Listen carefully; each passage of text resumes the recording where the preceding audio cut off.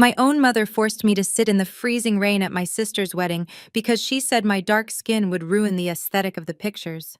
She poured wine on my $4,000 silk dress and called me dirt in front of 300 guests. She had no idea that while she was humiliating me, my husband and I had just finished signing the paperwork to buy the very company the groom worked for. And we were about to fire him before he even cut the cake. Before I continue this story, let me know where you are watching from in the comments below. Hit like and subscribe if you have ever had to stand up to family members who underestimated your worth. My name is Sophia, and at 32 years old, I have learned that blood does not make you family. Standing outside the grand pavilion of the Atlanta Country Club, I shivered as the cold October rain soaked through my dress. It was a vintage raw silk piece in muted beige, understated, but incredibly expensive, the kind of quiet luxury that screams wealth to those who know but looks like rags to those who value flash over substance. And my family definitely valued flash. I stepped toward the entrance of the crystal tent where golden light spilled out onto the wet pavement. Inside, I could see the silhouette of the string quartet and waiters passing trays of champagne. I reached for the door handle, but a large hand blocked my path. It was a security guard, a tall white man whose name tag read Brad. He looked me up and down with a sneer that I had seen 1,000 times before. "Excuse me, miss," he said, his voice dripping with condescension. "The service entrance is around the back, near the dumpsters. Kitchen staff does not come through the front door." I tightened my grip on my clutch.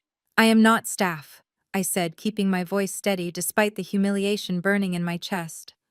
"I am the sister of the bride. My name is Sophia. Check your list." Brad let out a short, mocking laugh and looked at his clipboard without really reading it. "I do not see a Sophia here. Look, do not make a scene. We have very important people here today. Executives from Aura Tech and city officials. We cannot have people like you loitering. People like me." The phrase hung in the damp air. Before I could respond, the glass door opened, and my mother Linda stepped out. She looked impeccable in a silver gown that shimmered under the floodlights, her lighter skin glowing with expensive makeup. But as soon as her eyes landed on me, her expression shifted from elegance to pure disgust. "Sophia, what are you doing here?" she hissed, looking around nervously as if I were a stray dog that had wandered onto the property. "Mom, tell this guard who I am," I said, water dripping from my hair onto my face. "He thinks I am kitchen staff." My mother did not defend me. Instead, she sighed a sound of deep exhaustion. "Well, look at you, Sophia. You are soaking wet and that dress looks like a potato sack.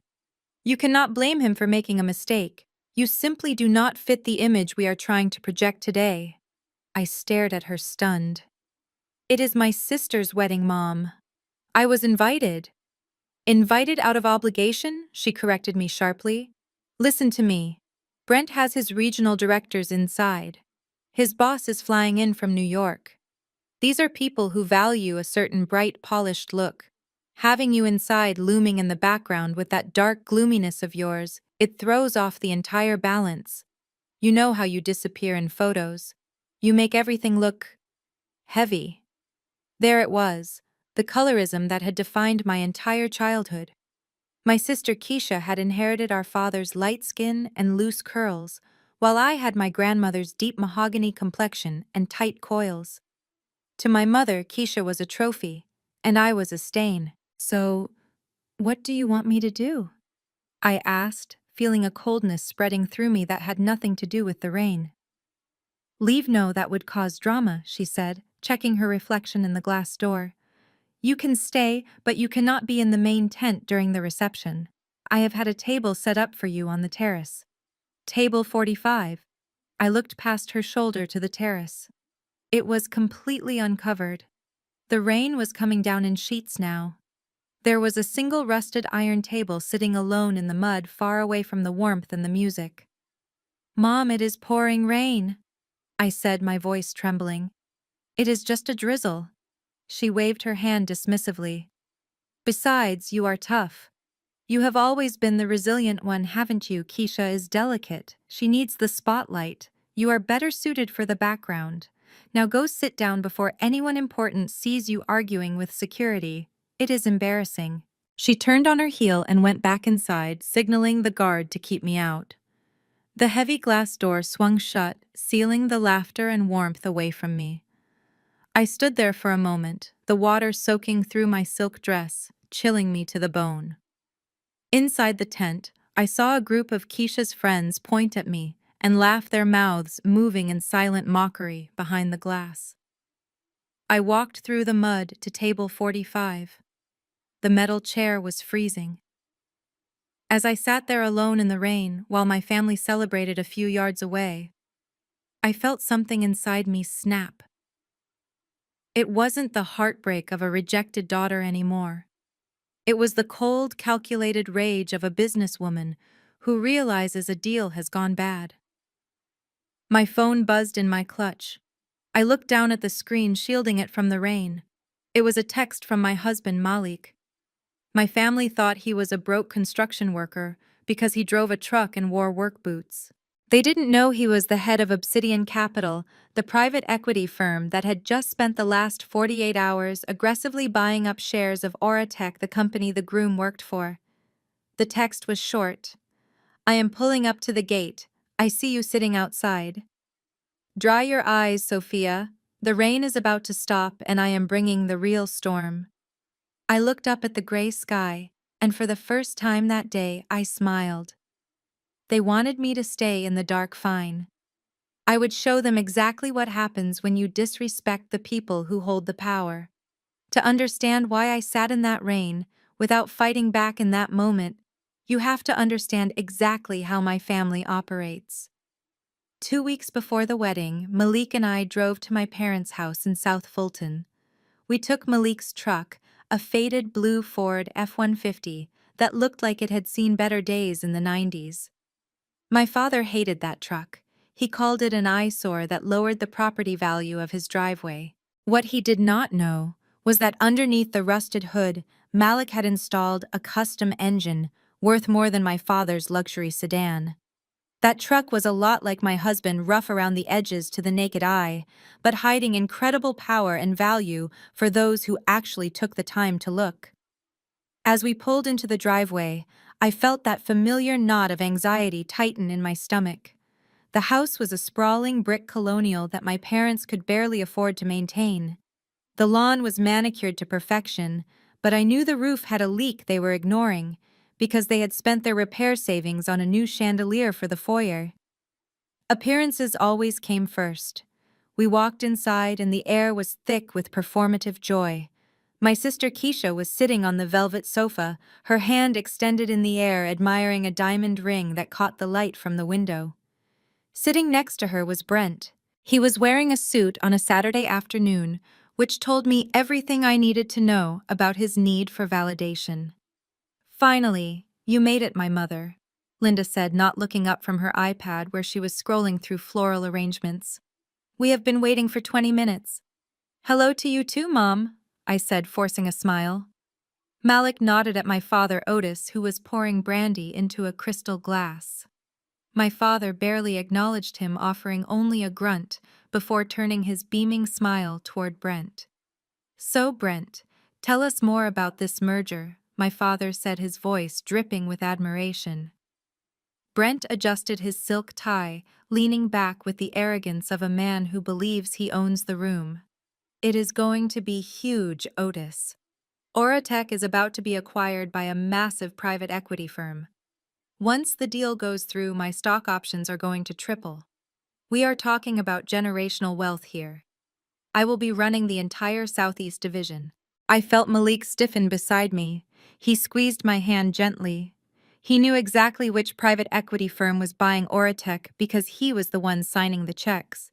But he kept his face neutral, playing the role of the silent, simple husband my family expected him to be. "That is wonderful, Brent," my mother cooed. "Keisha, you are going to be a queen."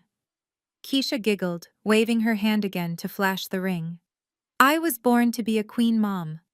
And this wedding has to match that energy. It has to be the event of the season." "That is actually why we called you over, Sophia," my father said, setting his drink down. The tone of his voice shifted. It was no longer warm and welcoming. It was the business tone he used when he needed something. We have been reviewing the budget for the wedding. He continued, sliding a piece of paper across the coffee table toward me. We want the best for Keisha. Imported orchids, a 5-course meal, the house band from the jazz club downtown. But Brent's assets are tied up in this merger until next month, and your mother and I are a little illiquid at the moment due to some investments. I picked up the paper. The numbers were staggering, and at the bottom, circled in red ink, was a figure. $15,000. What is this? I asked, though I already knew the answer. We are calling it the sister contribution, my mother said matter-of-factly. Since you are the oldest and you have that steady little logistics job, we thought it would be your gift to the couple, to help cover the venue deposit and the catering. $15,000 is not a gift, Mom. That is a down payment on a house, I said, trying to keep my voice calm. Oh, stop being dramatic, Keisha chimed in, rolling her eyes. You and Malik don't have kids. You live in that small apartment. What else are you spending your money on? It is not like you have a high-maintenance lifestyle. I looked at Malik. We lived in a penthouse downtown, but we kept a small apartment address for family mail specifically to avoid this kind of entitlement. I can write a check, I said quietly. I wanted to help. I loved my sister despite everything. But if I am contributing this much, I assume this covers my expenses for the bachelorette trip and my bridesmaid dress. The room went silent. My mother exchanged a look with Keisha. My father suddenly found great interest in his brandy glass. Well, about that, Keisha started picking at her manicure. We were thinking you could help coordinate the day of the wedding, like making sure the vendors are on time, directing guests, handling the back-end stuff. You are so good at logistics. So I am not a bridesmaid, I asked, the hurt blooming in my chest. My mother sighed, the same exhausted sigh she would use at the wedding 2 weeks later. Sophia, be realistic. The bridesmaids are all Keisha's sorority sisters. They are all a certain height, a certain build. We are going for a very specific aesthetic, a lighter pastel palette. You would stand out. And not in the way we want for the photos. We want visual harmony. Visual harmony. It was a polite way of saying I was too dark, too plain, too different to stand next to my golden sister. They wanted my money, but they did not want my face. Malik stepped forward, his heavy boots thudding on the hardwood floor. His patience had run out. So let me get this straight, Malik said, his voice deep and rumbling like thunder. You want her to pay $15,000, basically funding a third of this party, but she is not good enough to stand at the altar. She is good enough to be your bank, but not your family. Brent laughed, a sharp, condescending sound. He stood up and walked over to Malik, patting him on the shoulder patronizingly. Easy there, big guy. We do not expect you to understand the nuances of high society events. This is about image, brand management, something you do not really have to worry about in your line of work. What do you do? Again, lay bricks? Fix toilets? I felt Malik's muscles coil. He could have ended Brent's career right there. He could have pulled out his phone, showed his bank balance, and bought this entire house before dinner was served. But he looked at me. He saw the pleading in my eyes. I was not ready to blow our cover yet. I needed to see just how far they would go. Malik took a deep breath, removing Brent's hand from his shoulder, with a grip that made Brent wince slightly. I build things, Malik said simply. That is what I do. I build futures. Make sure you remember that, Brent. My father stood up, sensing the tension. Okay, that is enough. Sophia, we need the check by Monday. If you cannot support your sister on her big day, then I do not know what kind of daughter I raised. I stood up, my legs feeling shaky.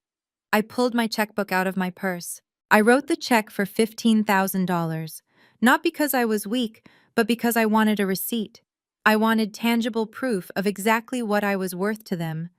Here, I said, tearing the check out and placing it on the table. Visual harmony. I hope it is worth it. We walked out of the house in silence. Keisha squealed behind us, already planning how to spend my money. As we got into the truck, Malik started the engine, the powerful roar of the hidden motor vibrating through the seats. You know, Malik said, looking at the house through the rearview mirror. When we buy Auratech, I am going to make sure the restructuring is painful. I looked at him and nodded. Wait until the wedding, I whispered. Let them have their visual harmony for one more week. Then we show them what real power looks like.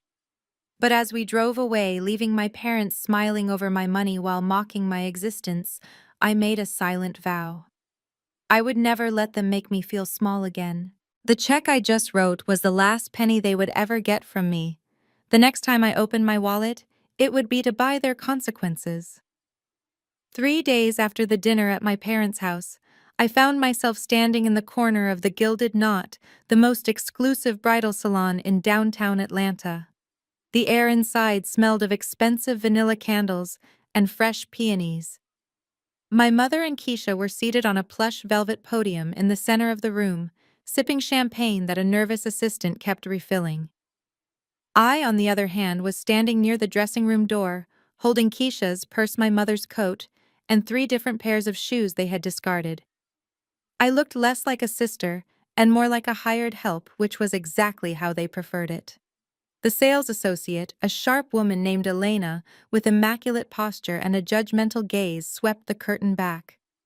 Keisha stepped out, and for a second the room went silent. She was wearing a Vera Wang custom gown, a cascading masterpiece of silk organza and hand-stitched lace. It was undeniable that she was breathtaking. Her light skin glowed against the ivory fabric, and the corset bodice snatched her waist perfectly. Keisha turned to the floor-to-ceiling mirror, admiring herself from every angle. She ran her hands down her hips and smiled a genuine smile that almost made me forget how cruel she could be. "This is it," Keisha whispered. "This is the dress. I look like royalty." My mother clasped her hands together, tears welling up in her eyes. "Oh, Keisha, you look absolutely perfect. Brent is going to faint when he sees you. This is the aesthetic we talked about. Pure, angelic high class."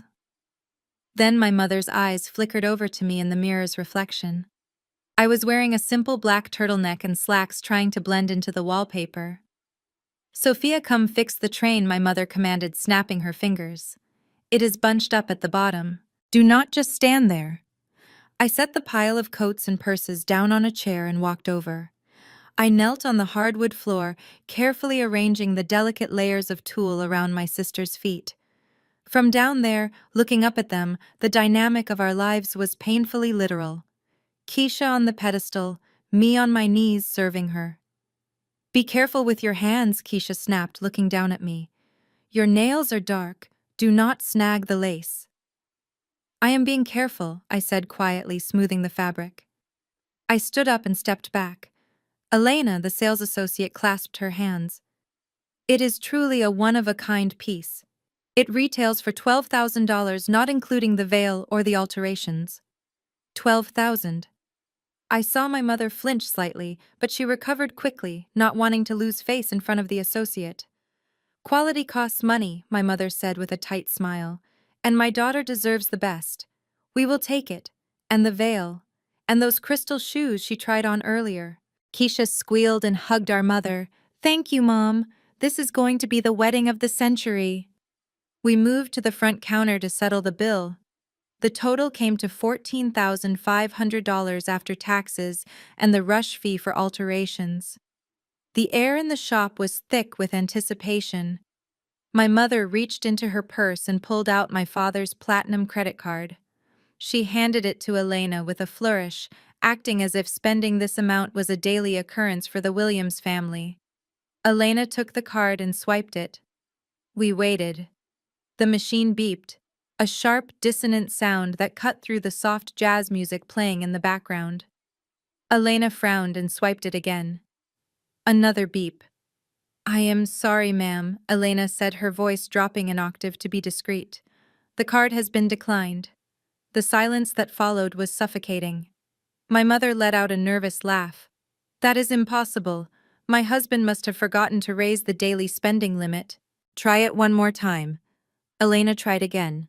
"Declined. Do not honor." Keisha's smile vanished. Mom, what is going on? There are people watching. I looked around. Another bride and her mother were whispering near the accessories wall. My mother's face flushed a deep, embarrassed red. She started digging through her purse, pulling out another card, a standard Visa. Try this one, she said, her hand trembling slightly. Elena ran it. Declined. Insufficient funds. The humiliation was palpable. My father had leveraged everything they had into risky investments and keeping up appearances. They were cash poor, living on credit that had finally run dry. Keisha looked like she was about to cry or scream, or both. This is ridiculous, Keisha hissed. Mom, fix this. I am not leaving without this dress. My mother turned to me. Her eyes were desperate pleading but hidden behind a layer of anger. Sophia. I looked at her. Yes. Handle this, she whispered harshly. You have that savings account from your little job. Pay for it. Your father will pay you back next week when his transfer's clear. We cannot leave here empty-handed. I looked at the total on the screen. $14,500. They had already taken $15,000 from me earlier in the week. Mom. That is a lot of money, I said. Do not embarrass us, Sophia, she hissed, grabbing my arm. Keisha needs this dress. Are you really going to be that selfish? After everything we have done for you? I looked at Keisha. She was not pleading. She was glaring at me, tapping her foot, expecting me to clean up the mess as always. Fine, I said. I opened my purse. I did not reach for my debit card. I reached into a hidden zipper pocket and pulled out a card I rarely used in front of them. It was made of black titanium, the American Express Centurion card, the black card. It was heavy, cool to the touch, and carried the weight of unlimited buying power. I handed it to Elena. Elena took the card. She froze. Her eyes went wide as she felt the weight of the metal. She looked at the card, then looked up at me with a completely different expression. The condescension was gone, replaced by shock and immediate deep respect. She knew exactly what it took to get an invitation for this card. Miss Williams, she stammered. I apologize. I did not realize. She inserted the chip. It approved instantly. No limits, no questions. As the receipt printed, Elena looked at me with awe. Thank you, ma'am. Would you like us to arrange private delivery for the gown? We offer white glove concierge service for our Centurion clients. Before I could answer, Keisha stepped in front of me, blocking Elena's view of me. She snatched the receipt from the counter. Oh, stop gushing! Keisha laughed, flipping her hair over her shoulder. That is actually my fiancé's card. He is an executive. He gave it to Sophia to hold because she is running errands for us today. She is just the assistant, basically. My mother let out a breath of relief and jumped on the lie immediately. Yes, exactly. Brent is very generous. Sophia is just handling the logistics. Elena looked confused. She looked at me, then at the card which clearly had my name. Sophia Williams etched into the metal. She opened her mouth to say something to point out the name on the card, but I caught her eye. I gave her a nearly imperceptible shake of my head. I did not need to prove myself to the sales clerk. I needed to execute my plan. It is fine, Elena, I said calmly, taking the card back and sliding it into my wallet. Just make sure the dress is ready on time. As we walked out of the store, Keisha and my mother were giddy, their humiliation forgotten the moment the transaction cleared. Did you see that sales lady's face? Keisha laughed. She thought you were somebody important for a second, Sophia. That was hilarious. Thanks for using Brent's money. I will be sure to thank him tonight. I walked behind them silent. I pulled out my phone and opened my secure banking app. I found the transaction for $14,500 pending at the Gilded Knot. I tapped on the transaction and opened the details menu. Under classification, I did not select gift or family expense. I selected short-term loan, high interest. Then I forwarded the transaction details to my personal accountant with a note attached. Document this as a loan to the bride. If not repaid within 30 days of the wedding date, initiate collection procedures against her and the groom's assets. I put my phone back in my pocket. Keisha thought she was wearing a $12,000 dress for free. She had no idea she was actually wearing a lien on her future. Make sure you do not wrinkle it, Keisha shouted back at me as I loaded the garment bag into the trunk of her car. I smiled at her reflection in the rear window. Do not worry, Keisha, I whispered to myself. I am taking very good care of my investment. Because unlike you, I expect a return on everything I spend. And this wedding was going to pay me back in ways you could not even imagine.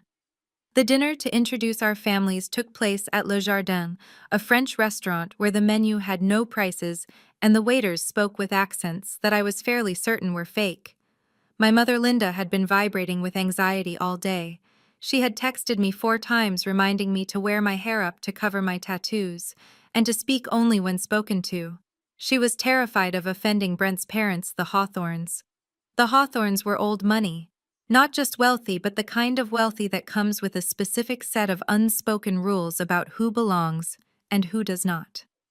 When we arrived, Richard and Nancy Hawthorne were already seated at the head of the private dining table. Richard looked like a senator from a movie, silver hair and a stiff jawline, while Nancy was draped in pastel cashmere, eyeing us over the rim of her spectacles. As we approached the table, the air grew instantly colder. My mother pushed Keisha forward, beaming like she was presenting a prize show dog. Richard, Nancy. This is our Keisha, my mother said, her voice rising an octave in that fake pleasantry she used for white people. Nancy smiled, but it did not reach her eyes. She stood up and offered a limp hand to Keisha. Oh, you are very striking, dear. I must say, when Brent told us about you, we were expecting someone a bit more urban, but you are quite poised. I felt the back of my neck heat up. It was a classic backhanded compliment, a microaggression wrapped in a pearl necklace, but my mother just laughed, seemingly oblivious or choosing to ignore it. Thank you, Nancy, my mother said. We raised Keisha to fit into any circle. Then Nancy's eyes slid over to me. I was standing next to Malik, who was wearing a simple but well-tailored navy blazer. And who is this? Nancy asked, her nose wrinkling slightly as if she smelled something unpleasant. This is Sophia, my older sister, Keisha said quickly, sitting down next to Brent. And her husband Malik. Nancy did not stand up for us. She just nodded once.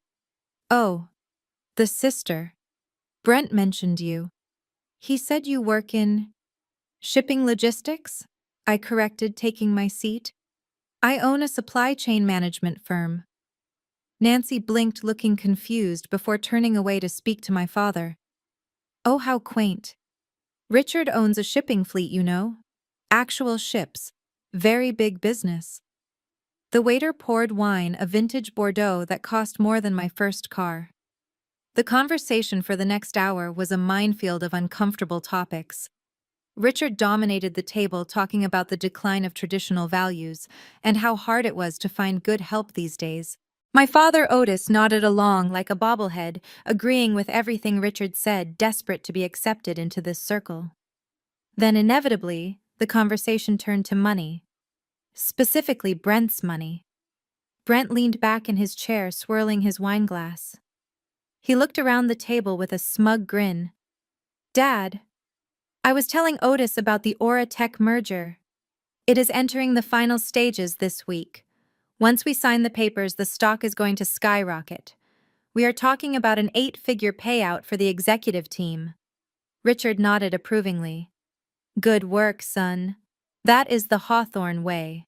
Capitalizing on the market. My mother clapped her hands together softly.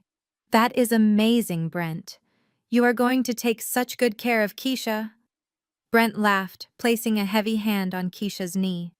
Oh, she will never have to lift a finger again. Unlike some people, Keisha was made for leisure. His eyes flicked across the table to Malik. Malik was quietly cutting his steak, ignoring the bait. But Brent was not done. He needed to establish dominance. He needed to prove that even though Malik was physically larger and more intimidating, Brent held the social power. So Malik Brent said, his voice loud enough to stop the other conversations at the table. I was thinking about you the other day. With this merger, we are going to be expanding our physical operations. We need more security at the new warehouse facility on the south side. The table went silent. My mother froze her fork halfway to her mouth. It is an entry-level position. Brent continued, taking a sip of wine. But it offers dental benefits. And since you are a big guy, you would be perfect for the night shift, keeping the riffraff out. I could put in a good word for you with the hiring manager. It pays $15 an hour.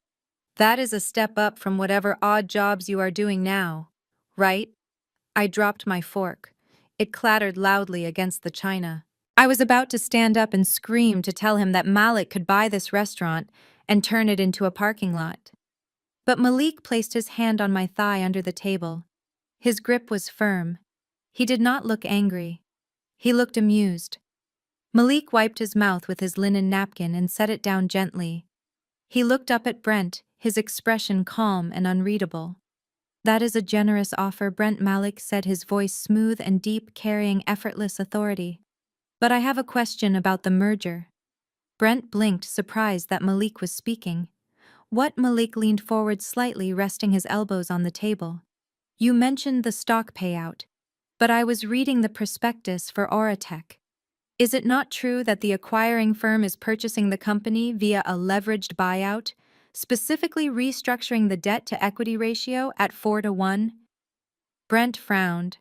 He looked confused. Well, the financials are complex." And Malik continued, not letting him interrupt. "If the acquiring firm is using a debt-heavy vehicle, wouldn't that trigger the change of control clause in your executive compensation package? Meaning your stock options would not vest immediately. They would actually be converted into restricted units with a 3-year cliff. So you would not see a dime of that 8-figure payout until 2027. Assuming you are not terminated for cause before then." The silence at the table was deafening. Richard Hawthorne looked at Malik for the first time with genuine interest, his eyes narrowing. My father looked lost. Brent stuttered, his face turning a blotchy red. That is not... Who told you that? You do not know what you are talking about. It is high-level finance. You stick to bricks and mortar. Okay? Malik smiled. It was a wolfish smile. "Just curious, Brent. I would hate for you to count your chickens before they hatch, especially if the new owners decide to clean house." Richard cleared his throat loudly. "Well, let us not talk shop at the dinner table. It is rude." The subject was changed, but the energy had shifted. Brent spent the rest of the meal drinking heavily, glaring at Malik. He could not understand how a man in work boots knew more about his company's merger than he did. As we were leaving the restaurant, waiting for the valet to bring the cars, Nancy Hawthorne leaned in close to my mother. "Your older daughter," she whispered, looking at me with disdain. "She has a very aggressive energy. And her husband, he asks too many questions. You should really teach them their place before the wedding. We cannot have them upsetting Brent." My mother nodded frantically. "I am so sorry, Nancy. I will speak to them. It will not happen again." Malik and I walked to his truck parked far away in the back lot, because the valet had refused to park it up front, next to the Porsches and Mercedes. As we got in, I let out a breath I had been holding for 3 hours. "You destroyed him," I said, watching Brent stumble into his luxury sedan. Malik started the engine. "Not yet," he said softly. "I just poked him to see if he would bleed. And he did. He knows nothing about the deal, Sophia. He is just a figurehead." He put the truck in gear and looked at me. "By the way, the restructuring clause I mentioned, I added that to the contract this morning." I looked at him shocked. "You locked his money up for 3 years." "No," Malik laughed darkly. "I locked it up so that when I fire him on Saturday, he loses everything. The clause states that if an executive is terminated for conduct violating company values, all restricted stock units are forfeited." He reached over and took my hand. "He offered me a job as a security guard, Sophia. On Saturday, I am going to make sure he is the one begging for unemployment." As we drove away into the Atlanta night, leaving the toxic glow of my family behind, I realized something. The wedding was not just going to be a celebration for Keisha. It was going to be an execution, and Malik was the one holding the axe. The drive from the French restaurant to Midtown Atlanta was silent, but it was not the silence of defeat. It was the silence of soldiers preparing for war. We did not drive to the modest two-bedroom apartment in the suburbs that my parents had visited once and sneered at. Instead, Malik steered the truck toward the Obsidian Tower, a 70-story glass needle that pierced the night skyline. This building was the headquarters of Obsidian Capital, and the entire 45th through 50th floors belonged to Nexus Logistics. We pulled into the private underground garage, bypassing the security checkpoint, where the guards simply nodded with deep respect as they recognized the truck. They did not see a beat-up Ford. They saw the vehicle of the man who signed their paychecks. We took the private elevator that required a retinal scan to access the penthouse offices. As the doors slid shut and we began the rapid ascent, the masks we had worn all night finally slipped away. Malik loosened his tie and rolled his neck, shedding the posture of the simple blue-collar husband. His eyes, which had been warm and passive at dinner, turned cold and calculating. When the elevator doors opened onto the top floor, we stepped into a different world. This was our kingdom. The walls were lined with digital art, the floors were Italian marble, and the view offered a 360-degree panorama of the city that we silently ruled. My assistant Marcus was waiting for me with a tablet in hand. He did not look at me like a disappointment or a charity case. He looked at me with the urgency of someone who knew my time cost thousands of dollars a minute. "Mrs. Johnson," Marcus said, walking beside me as I strode toward my office. "We have a situation with the shipment from Thailand. The orchids are stuck in customs at Hartsfield-Jackson. The client is panicking. They are threatening to sue the florist." I walked into my office, which was larger than my parents' entire ground floor. I sat behind my desk, a slab of black obsidian that matched Malik's company name. I pulled up the logistics dashboard on my 3 monitors. Nexus Logistics was not just a shipping company. We controlled the supply chains for 3 of the largest retailers in the country. If I paused operations for an hour, the East Coast economy would feel a tremor. "Pull up the manifest," I said, my fingers flying across the keyboard. I looked at the screen. The client was the Gilded Knot, the bridal shop where I had just bought Keisha's dress. And the end user for the orchids was the Williams wedding, my sister's wedding. The irony was almost suffocating. Keisha had demanded imported orchids, claiming local flowers were too cheap for her aesthetic. Now those orchids were sitting in a crate 3,000 miles away, held up by a customs flag that only a level 5 clearance broker could remove. That broker was me. If I did nothing, the flowers would rot on the tarmac. Keisha would walk down an aisle lined with empty vases. It would be the perfect petty revenge. I hovered my finger over the deny button, but then I remembered the long game. I did not want to ruin the wedding with missing flowers.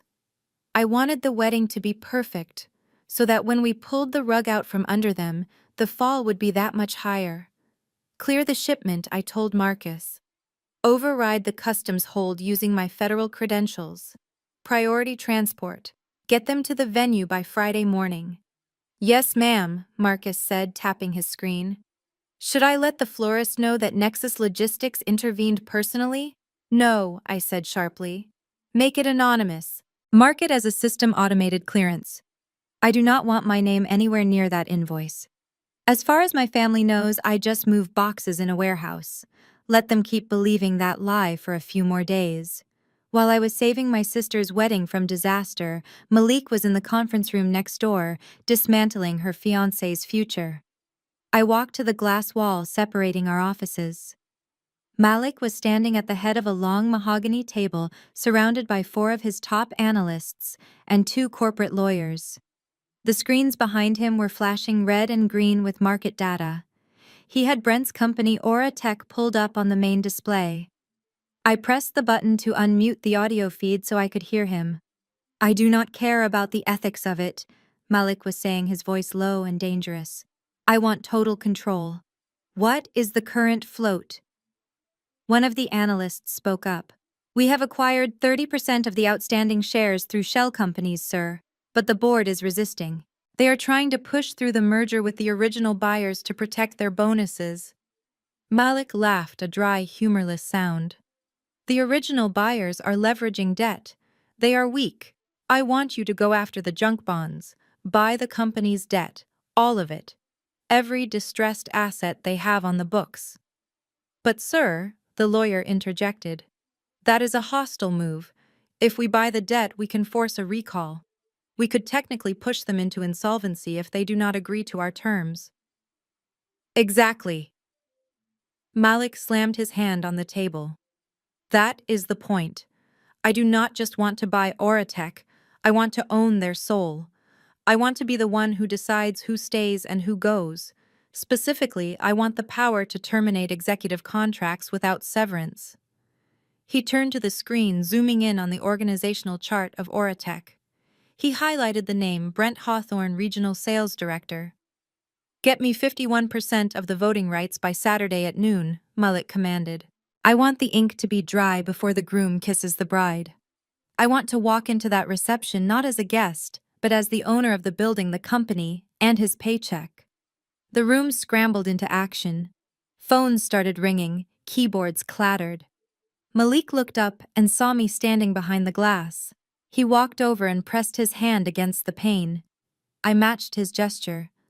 From this height, the city lights looked like stars. Somewhere down there, Brent was probably bragging to his friends about how he had put us in our place at dinner. Somewhere down there, my mother was probably telling my father that I was an embarrassment who needed to be hidden away. They were asleep. We were awake. And while they dreamed of being royalty, we were the ones building the castle walls that would eventually trap them. I tapped my earpiece. Marcus, one more thing. Yes, Mrs. Johnson. Ensure the delivery trucks for the flowers are the old unbranded ones. I do not want the Nexus logo seen at the venue.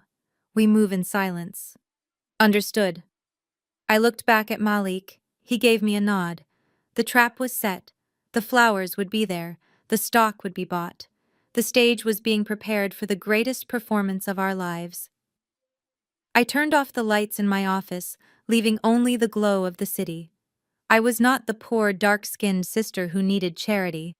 I was the architect of their reality, and on Saturday, the ground was going to shift beneath their feet.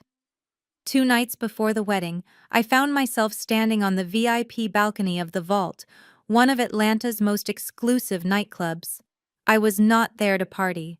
I was there to close a contract with the CEO of a major shipping conglomerate who happened to be in town for only 24 hours. While my family thought I was at home counting coupons or sleeping in my cramped apartment, I was actually wearing a $3,000 blazer and sipping sparkling water while negotiating a multi-million-dollar logistics merger. The bass from the speakers below was thumping against my chest, a rhythmic heartbeat that usually energized me. My client, Mr. Henderson, shook my hand and signed the digital tablet. It was done. Another win for Nexus Logistics. As Mr. Henderson left to catch his flight, I decided to stay for a moment to observe the crowd below. From the shadowed vantage point of the private owner's box, which I had access to thanks to a favor from the club owner, I had a perfect view of the chaotic dance floor. That was when I saw them. In a large booth right in the center of the VIP section was my sister, Keisha. She was surrounded by her bridesmaids, a sea of sequins and perfectly curled hair. They were drinking from a Magnum bottle of Grey Goose that I knew cost $600. A bottle that was likely charged to the credit card I had foolishly paid off at the dress shop. I leaned forward, resting my hands on the velvet railing. I should have left. I should have turned around and gone home to Malik. But something in Keisha's body language caught my eye. She was standing on the banquette, holding court, laughing loudly as she mimicked someone. She hunched her shoulders and made a face of pathetic desperation. I did not need to be a lip reader to know she was imitating me. Curiosity got the better of me. I signaled the security guard at the door of the box. He handed me a pair of noise-canceling headphones that were connected to the parabolic microphone system the club used for security purposes. It allowed management to listen in on potential altercations in the VIP booths. I pointed the mic toward table 12. The sound of the music faded into a dull thrum, and Keisha's voice cut through crystal clear. She just stood there looking so tragic, Keisha shouted over the music, her words slurring slightly. You should have seen her face when Mom told her she couldn't be a bridesmaid. She actually thought she had a chance. Like, hello, look in a mirror. You do not match the vibe. Her friends erupted in laughter. One of them, a girl named Jessica, who I had known since high school, leaned in. But isn't she paying for like half the wedding? Jessica asked. I heard she dropped 15 grand last week. Keisha waved her hand dismissively, nearly knocking over a glass. Oh, please, she owes us that, Keisha sneered. That girl has been riding my coattails her whole life. Mom and Dad took her in when nobody else wanted her. The least she can do is open her wallet. Honestly, she is just the help. I only invited her so I would have someone to clean up and handle the vendors. She is basically a glorified maid who pays for her own uniform. I felt a cold numbness spread through my fingers. A glorified maid. After everything I had done. After the late nights helping her with homework when we were kids. After the money. After the silence. To her, I was nothing more than a utility. A tool to be used and discarded. I was about to take off the headphones and leave, my heart finally hardening completely against the sister I had tried so hard to love. But then the curtain to their booth parted. My breath caught in my throat. It was Brent. This was supposed to be a bachelorette party, a girls-only night. But there he was, looking sweaty and disheveled, his tie undone. But he was not alone, and he was not looking for Keisha. Brent stumbled into the booth, but he did not go to his fiancée. He stayed near the edge where the shadows were deeper. A woman followed him in. She was tall, with platinum blonde hair, and a dress that was barely more than a shimmer of fabric. I recognized her immediately. It was Tiffany, the receptionist from his office at Aura Tech. The one he had jokingly complained was too incompetent to fire. I watched frozen as Keisha continued to dance on the table, completely oblivious to her fiancé standing 10 feet away. Brent leaned into Tiffany, speaking into her ear. He placed his hand on the small of her back. It was an intimate, possessive gesture.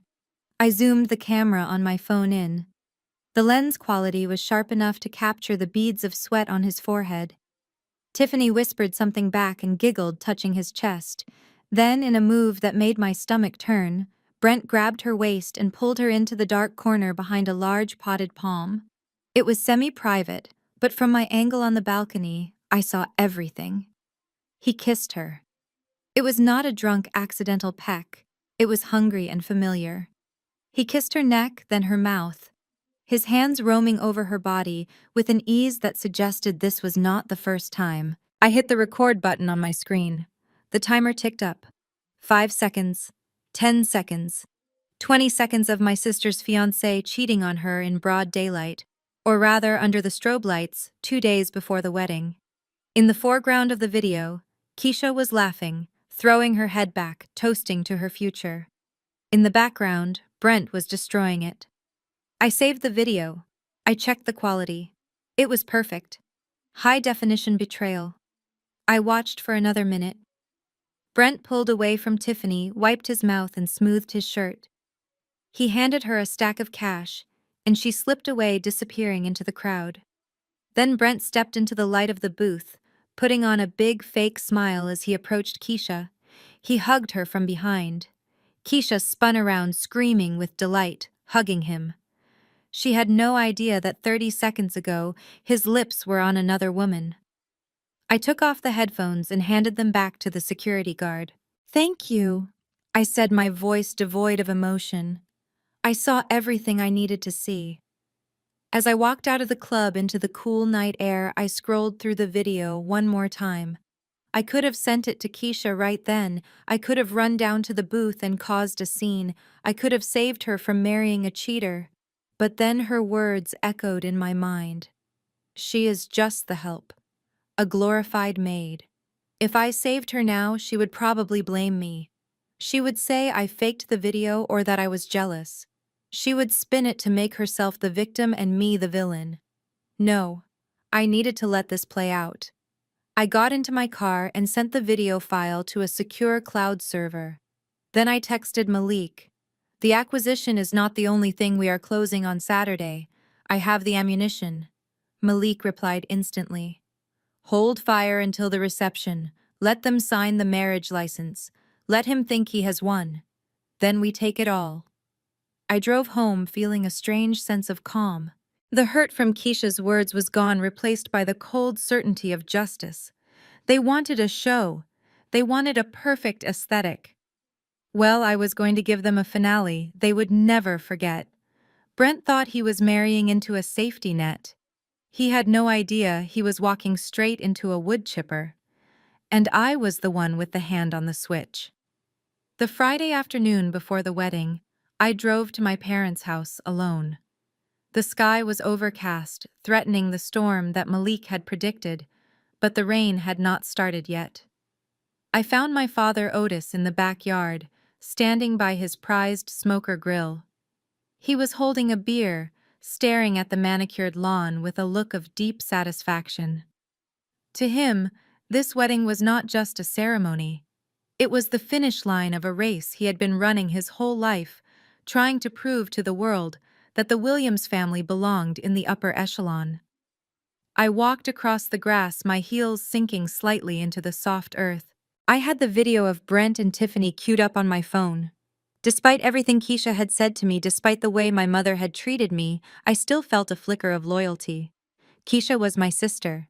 I could not let her walk down the aisle blindfolded, marrying a man who was already stepping out on her. "Hey, Dad," I said, stopping a few feet away from him. Otis turned, his smile fading slightly when he saw it was me and not a delivery person or a wealthy neighbor. "Sophia," he grunted, taking a sip of his beer. "I thought you were running errands. Your mother said the flowers finally arrived. Good job on that." I ignored the backhanded compliment. "We need to talk, Dad. It is about Brent." My father stiffened. "What about him?" "If this is about the money for the dress, I told you I would pay you back when the market rebounds. Do not harass me about it. It is not about the money," I said. I stepped closer and held out my phone. "You need to watch this. I recorded it at the vault 2 nights ago." Otis looked at the phone with suspicion, but he took it.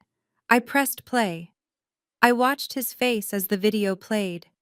I watched his eyes track Brent's movements, the way he pulled the receptionist into the shadows, the undeniable intimacy of the kiss. I expected anger.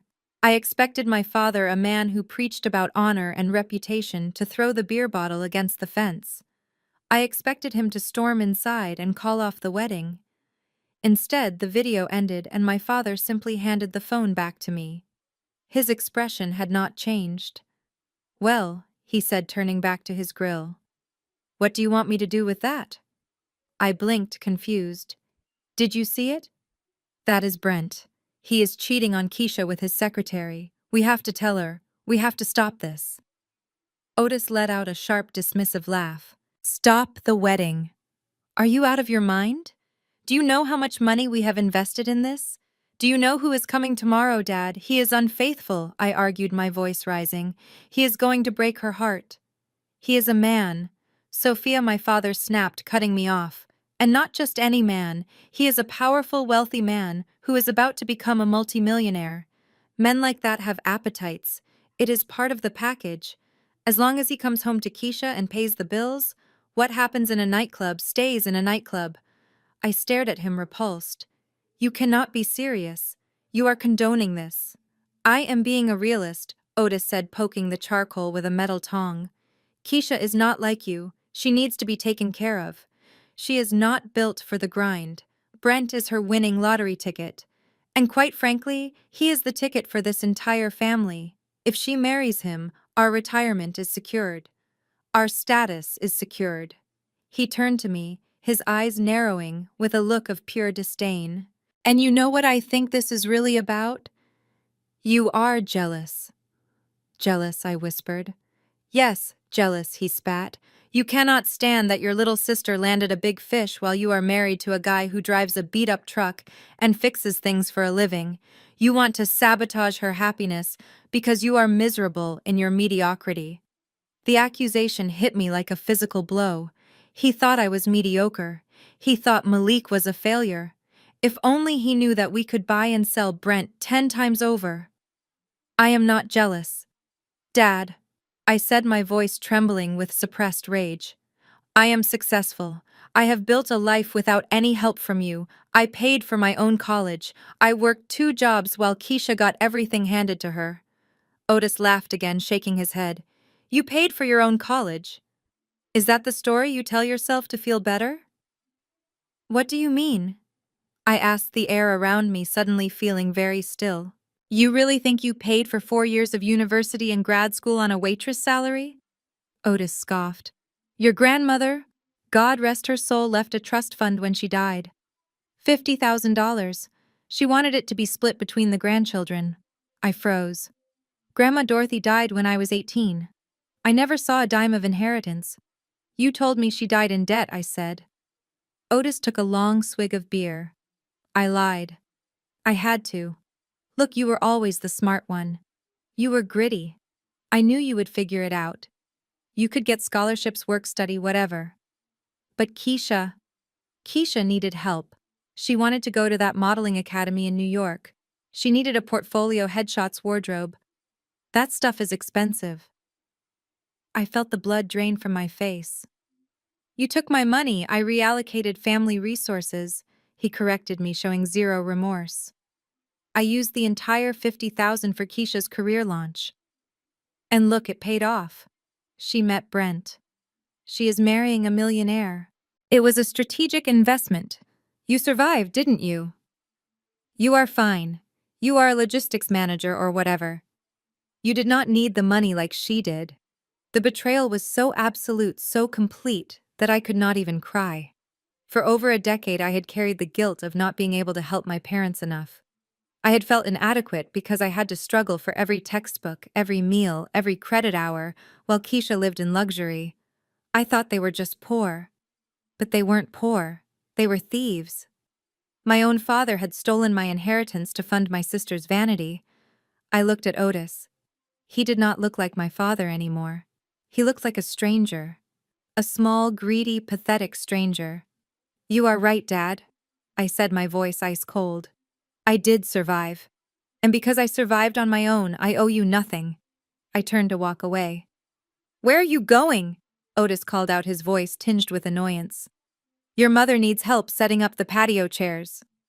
I did not stop walking. I am going home to my husband. And Dad. Make sure you enjoy the wedding tomorrow. Eat the food, drink the wine. Because after tomorrow, you are never going to see me again. Otis laughed behind me. Oh, stop being dramatic. You will be back. You always come back. You crave our approval too much. I got into my car and slammed the door. He was wrong. The part of me that craved his approval had died the moment he admitted to stealing my grandmother's legacy. I looked at the video of Brent on my phone one last time. I was not going to send it to Keisha. Not yet. My father wanted a show. He wanted to protect his investment. Fine. I would wait until the investment was fully matured. I would wait until the moment of maximum impact. I started the engine and drove away from the house that had never been a home. The sadness was gone. It was replaced by a clarity as sharp as a diamond. Tomorrow it was not just Brent who was going to pay. Everyone who sat at that table, everyone who benefited from my pain, was going to feel the weight of what they had done. I was done being the victim. It was time to be the executioner. I returned to our modest apartment complex that evening, feeling emotionally drained but spiritually resolved. The confrontation with my father had severed the final thread of guilt that had tethered me to my family for 32 years. I parked my sedan next to Malik's Ford truck in the dimly lit lot. It was late, and the air was thick with the humidity that precedes a heavy storm. The parking lot was empty, save for a few rusted vehicles belonging to our neighbors, most of whom worked night shifts just to make ends meet. As I stepped out of my car and locked the door, I heard the distinctive beep of a luxury vehicle unlocking. I froze. A sleek black Mercedes was parked in the shadows of the far wall, occupying two spaces. The driver door opened and Brent stepped out. He was not wearing the suit he had worn at the club. He was wearing a polo shirt and expensive loafers, but his face was twisted with a kind of manic aggression that I had never seen before. He had clearly been drinking, but he was not stumbling. He was focused. He was a man on a mission to silence a threat. "Well, look who it is," Brent said, his voice echoing off the concrete walls. "The little spy." I clutched my keys in my hand, positioning them between my fingers like a makeshift weapon. "What are you doing here, Brent?" "I am here to teach you some manners," he said, walking toward me with slow, deliberate steps. "Your father told me about your little presentation in the backyard. He told me you have a video on your phone." My father told him. Of course he did.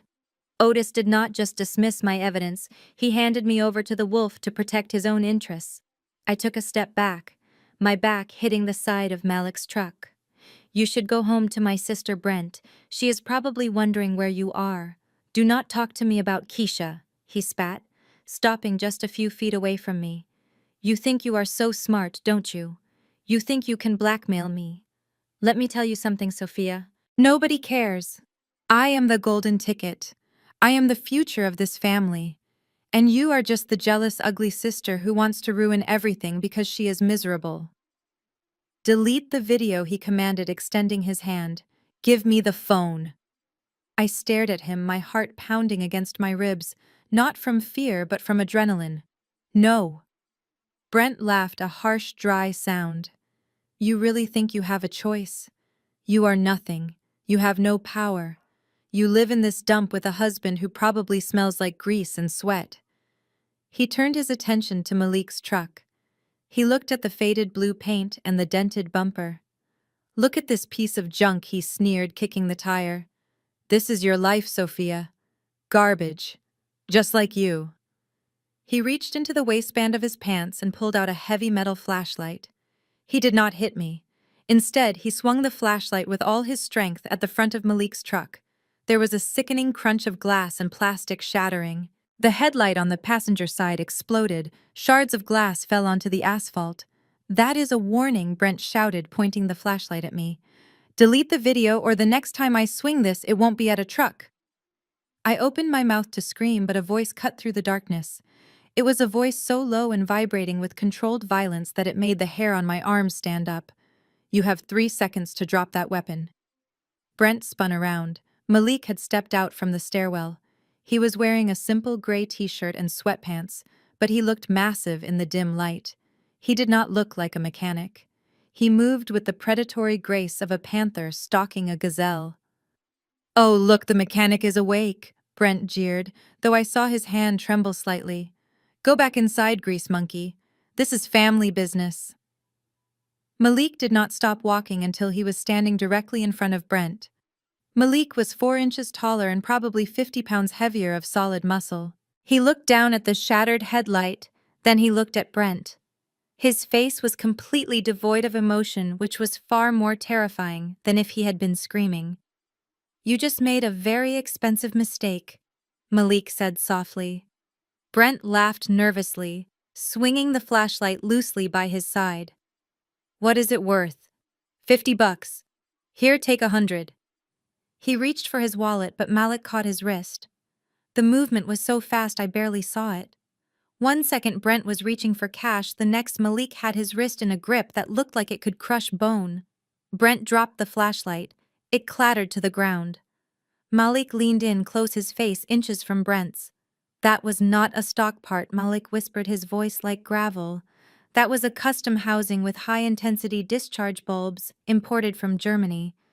The cooling system alone is titanium. You just caused $4,000 worth of damage to my property." Brent tried to pull his arm away, but he could not move. "You are lying," he stammered. "This truck is a piece of crap."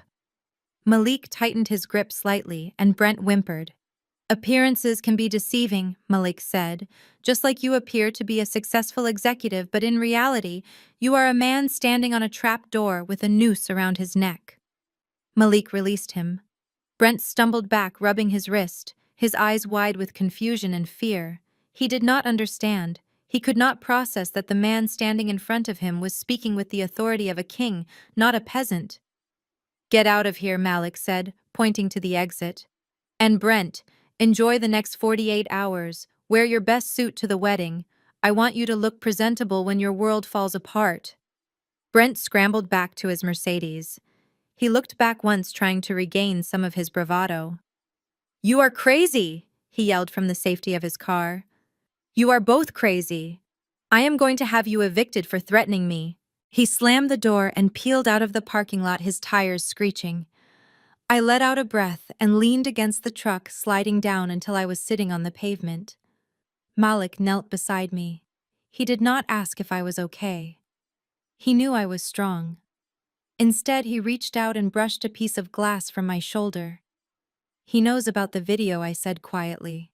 I figured, Malik replied, looking at the broken headlight. "It does not matter. The video is just the cherry on top. The real bomb is already planted." He stood up and offered me his hand. I took it and he pulled me up effortlessly. "I am sorry about the truck," I said, looking at the smashed front end. Malik smiled, a small, genuine smile that reached his eyes. "Do not worry about the truck, Sophia. It served its purpose. It made him feel superior. It made him reckless." He put his arm around my waist and guided me toward the stairs. "Besides," Malik added as we walked into the building, "I already have the replacement part in the garage at the tower. And when we take over Oratech on Saturday, I am going to deduct the cost of the repair from his final severance check, with interest." We walked up the stairs, leaving the broken glass behind us. Brent thought he had intimidated us. He thought he had asserted his dominance. He had no idea that he had just poked a sleeping dragon. And as I listened to Malik's steady heartbeat, I knew that the man I married was not just a builder. He was a destroyer. And he was ready to burn everything down to protect me. The morning of the wedding dawned with a sky the color of bruised iron. While Keisha was likely sleeping in her silk eye mask at the hotel suite, I was already at the Atlanta Country Club, standing in the service entrance. My mother had sent me a schedule at 4 in the morning that listed my call time as 6:30, while the rest of the bridal party was not expected until 10. I was not there to get my hair and makeup done. I was there to oversee the load and acting as the unpaid site manager for an event I was barely welcome to attend. The air in the kitchen was thick with the smell of brewing coffee and panic. The head chef, a man named Pierre, who usually carried himself with military precision, was pacing back and forth, shouting into a cell phone in rapid-fire French. I checked my clipboard. The 3 refrigerated trucks carrying the 5-course meal, consisting of Maine lobster Wagyu beef sliders and the truffle risotto, were supposed to arrive 15 minutes ago. I walked over to Pierre. "What is the status?" I asked calmly. He slammed the phone down on the stainless steel counter. "Disaster. Complete disaster. The catering transport company just called. Their main truck blew an axle on I-85. It is blocking 2 lanes of traffic. The food is sitting in a hot metal box on the highway. If we do not get it into refrigeration in 40 minutes, the health department protocols require us to throw it all away." I felt a cold knot form in my stomach. 300 guests. No food. This was not just a hiccup. This was a catastrophe. Just then the double doors swung open and my mother Linda stormed in. She was wearing a silk robe and her hair was in curlers, but her face was a mask of terror. She had clearly heard the news. "Tell me it is not true," she shrieked, ignoring Pierre and grabbing my arm. "Tell me the lobster is not rotting on the side of the highway." "It is true, Mom," I said, trying to unpeel her fingers from my bicep. "The truck broke down. Pierre is trying to find a backup, but on a Saturday morning in wedding season, nobody has a fleet available on this short notice."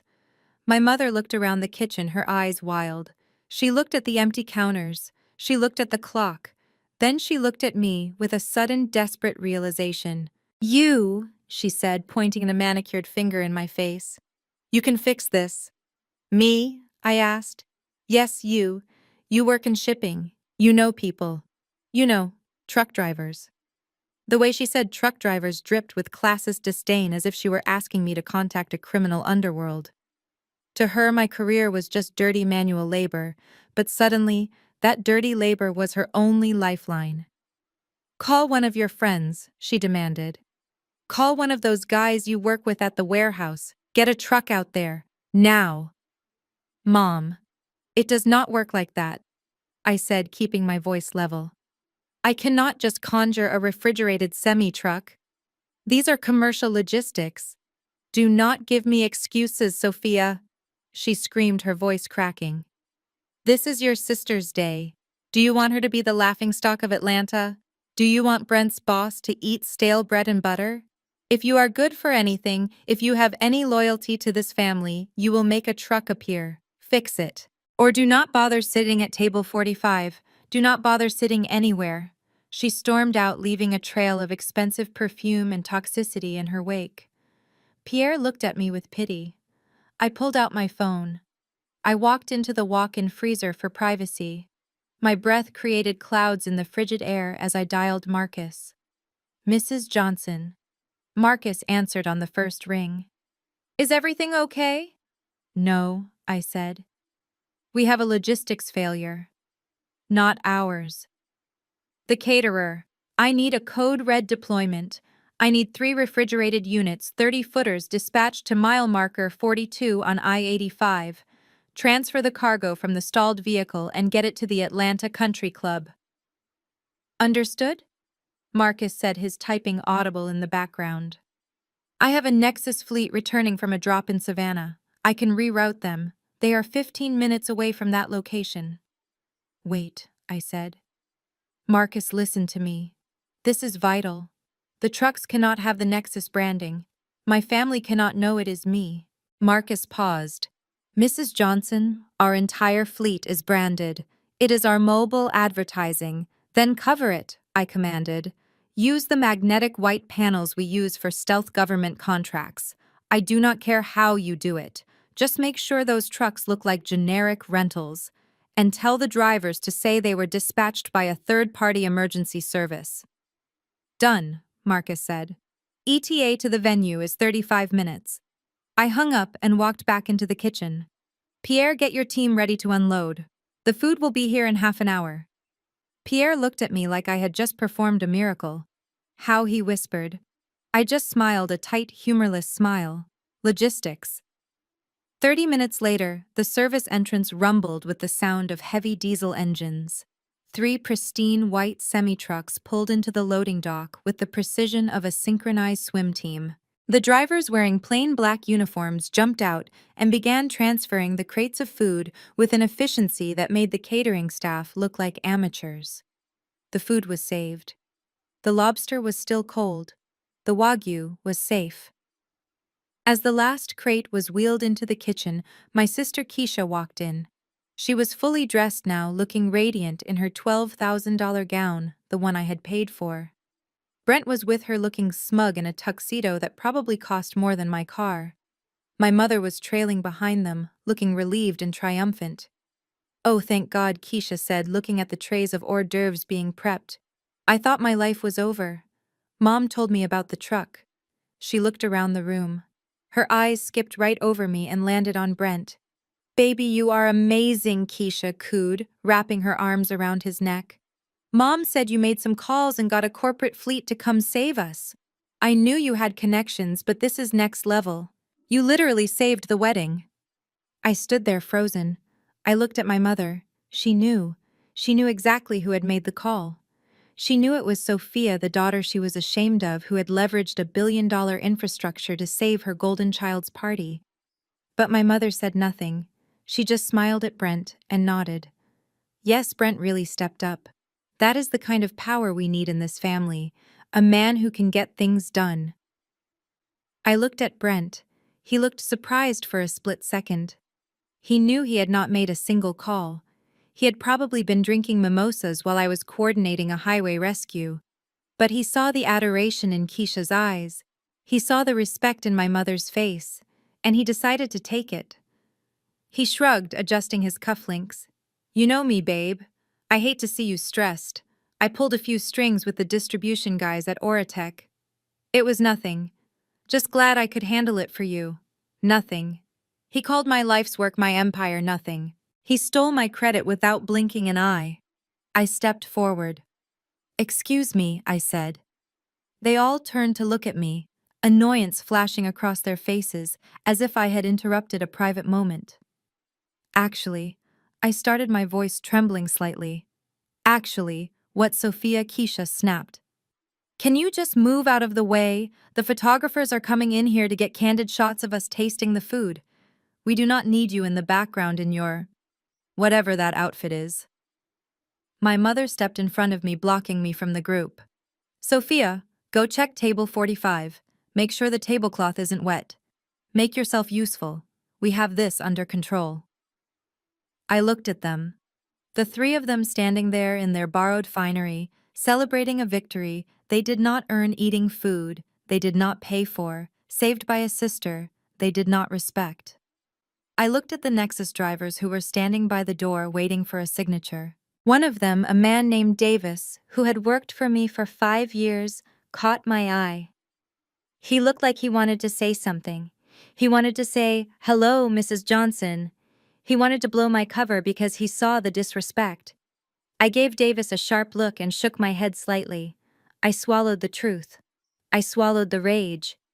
"Okay," I said quietly. "I will go check the table." I walked out of the kitchen, past the food I had delivered, past the family I had saved. As I walked into the rain, I heard Keisha's voice one last time. "I am so lucky to marry a man who can fix anything." I stood in the drizzle and checked my watch. It was 11 o'clock.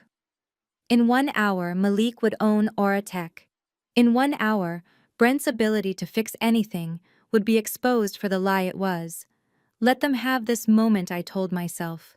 Let them eat the lobster. Let them praise the false hero, because the higher they climb on this pedestal of lies, the more satisfying it will be when I kick it out from under them. I walked to table 45 and sat down in the wet metal chair. I was ready. So there I was back at table 45, alone in the rain, while the people who claimed to love me celebrated their deception inside a warm, dry tent. The drizzle had turned into a steady, unrelenting downpour that soaked through the layers of my beige silk dress, making the expensive fabric cling to my skin like a second freezing layer. My hair, which I had spent 2 hours pinning up in a style that was modest enough not to offend my mother's sensibilities, was now plastered against my neck. Water dripped from my nose and chin, landing on my hands, which were folded tightly in my lap to stop them from shaking. I looked through the clear vinyl windows of the pavilion. It was like watching a movie of my own life where I had been written out of the script. Inside, the world was golden and glowing. The chandeliers cast a warm, flattering light on the guests who were laughing and mingling, oblivious to the woman shivering 10 yards away. I saw my mother Linda circulating the room with a glass of champagne in her hand. She was pointing at the centerpieces, those imported orchids that I had cleared through customs only 48 hours ago. She was probably telling the mayor's wife how difficult it was to source them, how she had moved heaven and earth to get them here.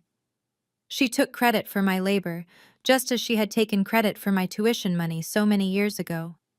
I shifted in the rusted metal chair, and it made a screeching sound against the wet patio stones. A waiter inside glanced out at me, his face twisted in confusion. He hesitated, holding a tray of hors d'oeuvres, wondering if he should come out and serve the exile at the bad table. I saw my mother catch his eye and give a subtle shake of her head. The waiter turned around and walked back toward the head table. Even the hired help was under orders to let me freeze. I watched Keisha and Brent standing near the cake. They looked like the perfect American couple. Brent was whispering something in her ear, and she threw her head back, laughing, that practiced laugh she used for social media videos.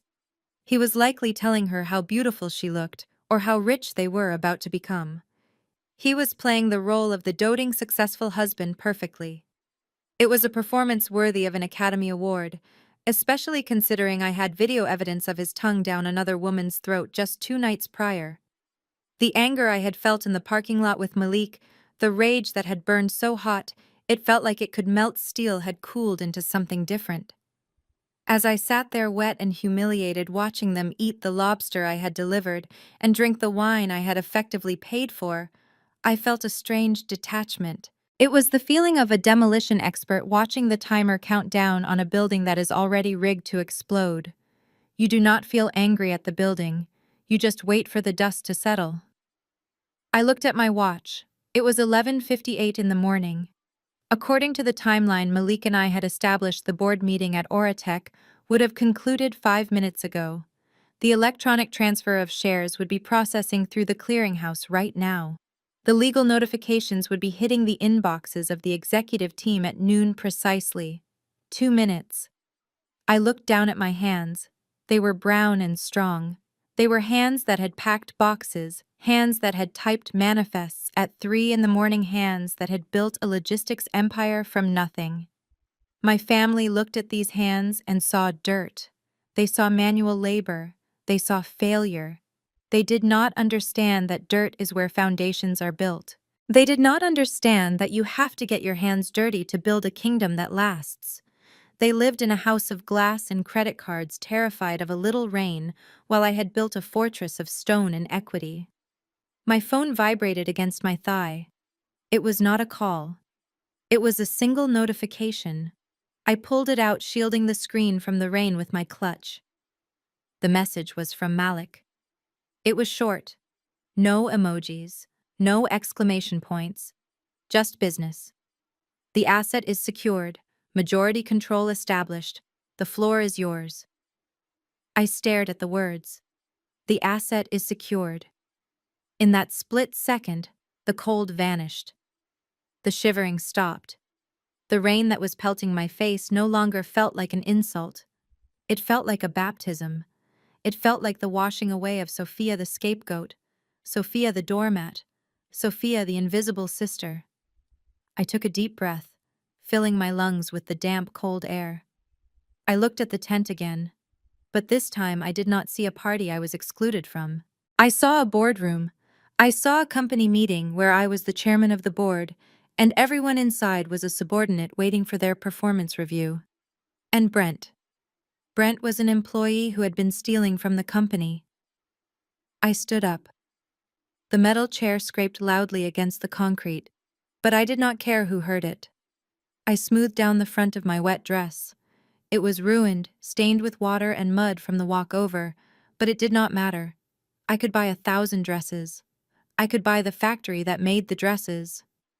I reached up and pulled the pins out of my hair, letting the wet, heavy coils fall around my shoulders. I wiped the water from my eyes, not with the back of my hand like a crying child, but with my fingertips, like a woman adjusting her war paint. I picked up my clutch, which held my phone, my weapon. I started walking toward the tent. I did not walk with my head down. I did not walk quickly like someone trying to get out of the rain. I walked slowly, deliberately, each step splashing into the puddles, sending ripples through the reflection of the golden tent. As I approached the glass doors, the security guard Brad was still there. He saw me coming. He stepped forward, his face setting into that familiar look of annoyance. He prepared to tell me to go back to my seat, to tell me I was causing a disturbance. But as I got closer, he stopped. Maybe it was the look in my eyes. Maybe it was the way I was walking. Or maybe he just sensed a shift in the atmospheric pressure, a change in the energy that had nothing to do with the weather. I did not stop for him. I walked straight up to the glass doors. "Open it," I said. My voice was not loud, but it cut through the sound of the rain like a knife. Brad blinked. "Miss, I told you the seating chart says—" "Open the door, Brad," I interrupted him. "Or I will have your employment contract terminated along with the grooms in exactly 5 minutes. He froze. He did not know how I could do that. He did not know who I really was, but he saw something in my face that terrified him. It was the absolute absence of fear. He stepped back and pulled the door open. The sound of the string quartet hit me first, a swell of violins playing Pachelbel's canon. Then the smell of expensive perfume and truffle oil. Then the warmth. I stepped onto the dry carpet. I was dripping wet, leaving a trail of muddy water on the pristine white floor. The conversation near the door died down instantly. People turned to look. They saw the bride's sister soaking wet hair wild standing in the entrance like a vengeful spirit that had risen from a swamp. My mother saw me from across the room. Her eyes went wide with horror. She dropped her conversation with the mayor's wife and started rushing toward me, her heels clicking frantically on the floor. She was waving her hands, trying to signal me to stop, to turn around, to disappear, but I did not look at her. My eyes locked onto the head table. Right in the center, under a massive floral arch of my orchids, stood Brent. He was raising a glass of champagne, proposing a toast to himself. To success, he was saying, his voice booming over the microphone. To family, and to knowing your place in the world. He stopped when he saw me. The room went silent. 300 pairs of eyes shifted from him to me. I smiled. It was the first genuine smile I had worn all day. I stood there dripping onto their expensive fantasy, letting the silence stretch out, letting the tension build until it was suffocating. Malik was somewhere in the parking lot approaching with his team, but I did not need him to start this. I took a step forward into the room. My mother reached me breathless and furious, grabbing my wet arm. "Sophia, what are you doing?" she hissed through her teeth. "You are ruining everything. Get back outside. You are wet. You are dirty." I looked at her hand on my arm. Then I looked at her face. "No, Mom," I said, my voice carrying through the silent room. "I am not ruining it. I am just here to give the groom his wedding present." I pulled my arm from her grip and walked past her straight toward the stage. The transformation was complete. The girl who sat in the rain was gone. The woman who walked toward the stage was the CEO of Nexus Logistics, the wife of Obsidian Capital, and the owner of everything they held dear. And she was about to foreclose on their reality. I stood there on the plush white carpet, a dark blemish on their pristine fantasy. The water from my dress was pooling around my feet, soaking into the expensive fibers. The string quartet had stopped playing, leaving a silence so heavy it felt like it could crush my ribs. I saw a waiter standing near a pillar, his eyes wide with secondhand embarrassment. I reached out my hand toward him, my voice steady despite the shivering cold that was racking my body. "Excuse me," I said. "Could I please have a towel? I just wanted to dry my face. I just wanted to wipe the rain from my eyes so I could see my sister clearly when I delivered the news that would end her fairy tale."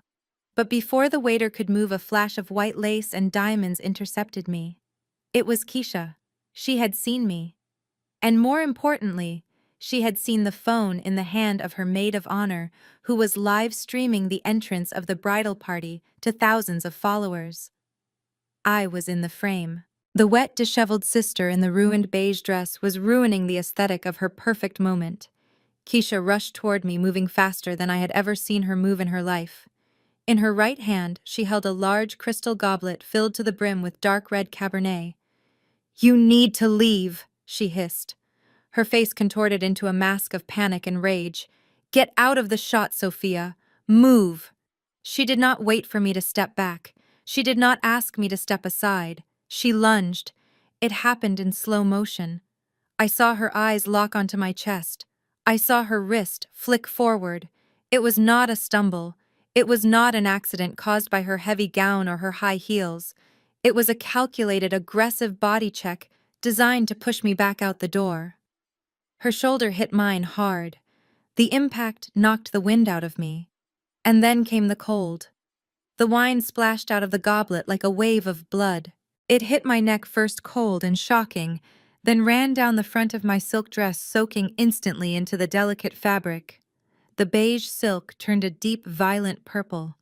It looked like a gunshot wound that was spreading across my entire torso. The sound of the glass hitting the floor and shattering echoed through the silent tent.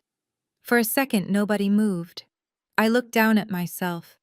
The dress I had bought with my own money, the dress I had worn to show respect for an event I was barely invited to, was destroyed. The wine dripped from the hem, mixing with the muddy rainwater on the floor. Then Keisha screamed. It was a shriek of pure theatrical victimhood. She jumped back, checking her own pristine white gown for any stray drops. When she realized she was clean, she turned her fury on me. "Look what you did!" she screamed, pointing a shaking finger at me. "You did this on purpose. You clumsy, jealous witch." I stood there wiping wine from my chin. "Keisha," I said calmly, "you ran into me." "Liar," she yelled, cutting me off. Her voice rose to a hysterical pitch meant to garnish sympathy from the room. "Everyone saw you. You charged at me. You could not stand it, could you? You could not stand seeing me happy. You could not stand seeing me marry a rich man while you rot in your miserable little life. So you came in here to wreck my dress." She turned to the crowd, her eyes filled with crocodile tears. "She has always been like this. She has always been jealous of me because she is bitter. Because she knows she does not belong here." My mother Linda rushed forward not to help me but to comfort Keisha. She wrapped her arms around my sister, glaring at me with a hatred so pure it took my breath away. "How could you, Sophia?" my mother spat. "This is the most important day of her life, and you come in here looking like a drowned rat and attack her." I looked at my father Otis. He was standing by the bar. He took a sip of his drink and looked away, refusing to meet my eyes. He was letting them rewrite the narrative right in front of him. Keisha pulled away from our mother and took a step toward me. She looked at the wine stain on my chest, and then she looked at my face. Her expression shifted from fake sadness to genuine cruelty. A sneer curled her lip, exposing the ugliness she usually kept hidden beneath layers of makeup and charm. "Look at you," she said, her voice dropping to a venomous whisper that carried across the room. "You look disgusting. You look like you rolled in the mud outside. But that is fitting, is it not?" She laughed, a short, sharp sound. "Because that is what you are, Sophia. You are dirt. You have always been dirt. You stain everything you touch. You darken every room you walk into. Why do you think we put you at table 45? We tried to hide the dirt in the backyard, but you just had to drag yourself inside and soil everything." The word hung in the air. Dirt. It was not just an insult. In the context of our family, in the context of the colorism I had endured for 32 years, it was a slur. She was calling me dirt because of my skin. She was calling me dirt because I worked with my hands. She was calling me dirt because she believed she was gold. The room was deadly silent. Even the waiters had stopped moving. 300 people watched, waiting to see if I would scream, if I would cry, if I would attack her. But I did not move. I felt a strange calm settle over me. It was the calm of a judge who has heard all the evidence and is ready to deliver the verdict. She had just handed me the moral high ground on a silver platter. Then a laugh broke the silence. It was Brent. He was standing on the stage holding his microphone. He looked down at me with supreme arrogance, amused by my humiliation. "Well said, babe." He chuckled into the mic, his voice booming through the speakers. "That is exactly what she is. Trash." He gestured to the security team standing at the perimeter. "Security!" he called out, snapping his fingers. "Get this garbage out of here. She is disturbing the peace. And send her the bill for the carpet cleaning. I do not want to see her face again." 2 large guards started walking toward me. They looked hesitant. They looked at the wine dripping from my dress and the calm expression on my face, and they slowed down. But Brent was their boss, or so they thought. "Toss her out," Brent commanded.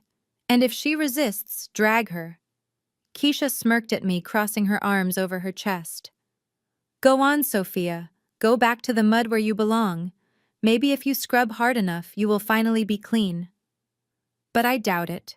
Once dirt, always dirt. I looked at Keisha. I looked at my mother, who was nodding in agreement. I looked at Brent, who was laughing with his groomsmen. They thought this was the end. They thought they had won. They thought they had broken me publicly and irrevocably. I reached into my wet clutch. My fingers brushed against my phone. I saw the screen light up. A message from Malik. "I am at the door." I looked at the security guards, who were now only a few feet away. I raised my hand, palm out, stopping them in their tracks. "I am leaving," I said, my voice clear and strong, ringing out without a microphone. I turned my back on Keisha. I turned my back on the parents who had failed me. I walked toward the main entrance, the wine and water leaving a trail behind me. But I am not leaving alone, I whispered to myself. I reached the double doors just as they burst open. The gust of wind and rain that blew in was violent, making the candles flicker.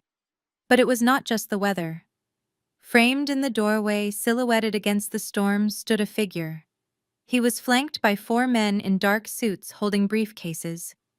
He stepped into the light, and the air in the room seemed to adhere to his presence. It was Malik. But it was not the Malik they knew. It was not the mechanic in the dirty work clothes. He was wearing a bespoke Tom Ford suit that fit his broad shoulders like armor. On his wrist, a platinum watch glinted under the chandelier lights. His face was set in a line of cold, hard fury. He looked at me. He saw the wet hair. He saw the purple wine stain covering my chest. He saw the way I was shivering. His eyes darkened. The temperature in the room seemed to drop 10 degrees. He did not say a word to me. He did not need to. He stepped aside and wrapped his suit jacket around my shoulders. It was warm and smelled of sandalwood and power. Then he turned to face the room. He looked at the security guards who scrambled out of his way, terrified by the aura of authority radiating from him.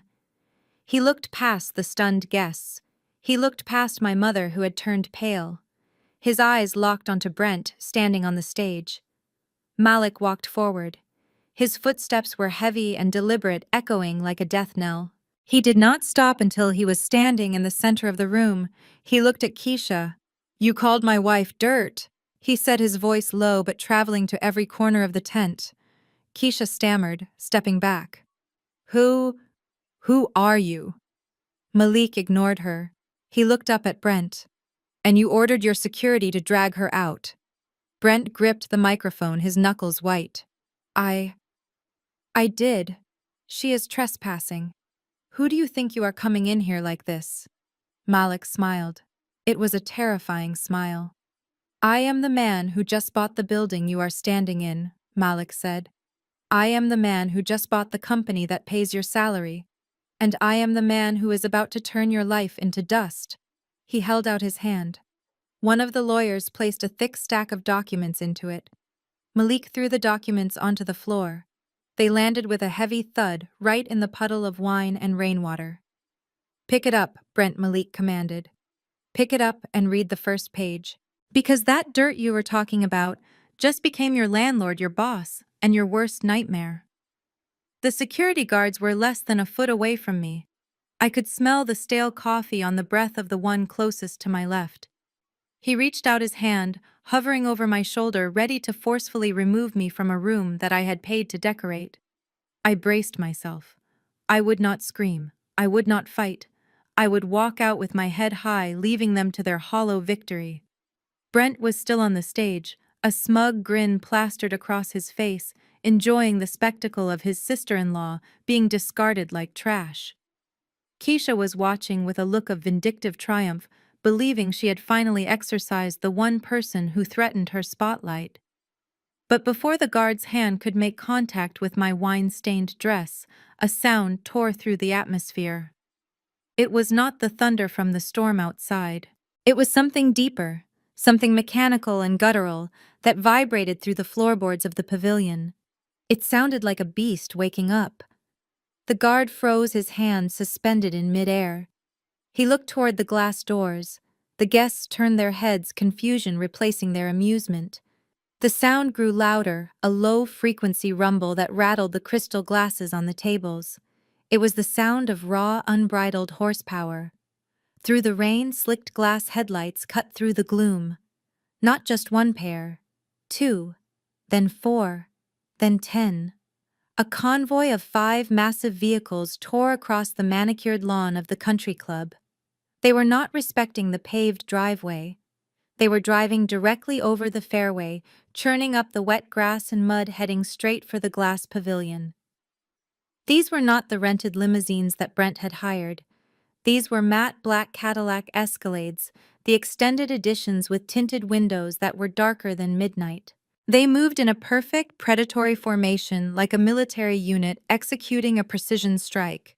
My mother gasped, clutching her chest. "Oh my God, they are ruining the grass!" "Who is that?" The lead vehicle drifted sideways, its tires tearing into the soft turf just inches from the glass entrance, spraying mud onto the patio. The other four vehicles fanned out behind it, forming a wall of black steel that blocked the view of the outside world. The engines cut simultaneously, plunging the area into a sudden, ringing silence. For a heartbeat, nobody moved. The scene looked like something out of an action movie or a government raid. Then the driver's door of the lead Escalade opened. A man stepped out holding a large black umbrella. He did not look like a driver. He moved with the efficiency of a highly trained bodyguard. He walked around to the rear passenger door and pulled it open. A polished black leather shoe stepped onto the muddy grass. The man who emerged was not the man my family thought they knew. They knew Malik as the quiet guy in the flannel shirts and steel toe boots who fixed their leaking sinks and drove a rusted truck. They knew him as the man they mocked for working with his hands. But the man standing in the rain was a king. He was wearing a suit that I recognized immediately. It was a Tom Ford Windsor three-piece cut from charcoal wool that absorbed the light. It fit him with a terrifying perfection, accentuating the breadth of his shoulders and the power in his frame. He adjusted his cuffs, and the light from the pavilion caught the face of his watch. It was not a Timex. It was a Richard Mille, a complex skeletonized machine of titanium and sapphire that cost more than this entire country club. Malik did not look at the rain. He did not seem to feel it. He stared straight at the glass doors, his expression unreadable, his eyes focused with a laser intensity that made the air around him seem to crackle. Behind him, the doors of the other SUVs opened.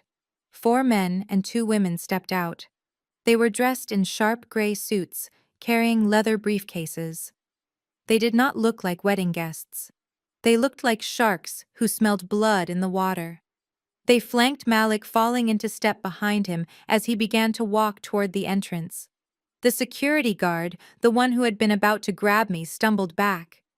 He looked from me to the approaching phalanx of power, and his survival instinct kicked in. He realized he was standing between a hammer and an anvil. "Brad, open the door," I whispered. He did not need to be told twice. He scrambled to pull the glass doors open, bowing his head, as if he were afraid to make eye contact with the force of nature that was approaching. Malik stepped across the threshold. The silence in the room was absolute. The only sound was the rhythmic click of his expensive shoes on the hard floor before he reached the carpet. He brought the smell of ozone and rain in with him, mixing with the scent of his cologne, a rich blend of sandalwood and authority. He did not look at the guests. He did not look at the decorations. He walked through the crowd as if they were ghosts. People scrambled out of his way. My aunt, who had spent years making snide comments about Malik's income, pressed herself against a pillar, her mouth hanging open, as she took in the suit, the watch, and the sheer, undeniable power he radiated. He walked straight to me. I was shivering, my dress clinging to me, the wine stain drying into a sticky, humiliating mess. I felt small. I felt dirty, just like Keisha had said. But Malik stopped in front of me, and his eyes softened. For a second, the king was gone, and my husband was back. He looked at the wine on my dress, and a muscle in his jaw jumped. It was a micro-expression of rage that vanished as quickly as it appeared, replaced by a protective tenderness. He did not say a word. He shrugged off his suit jacket.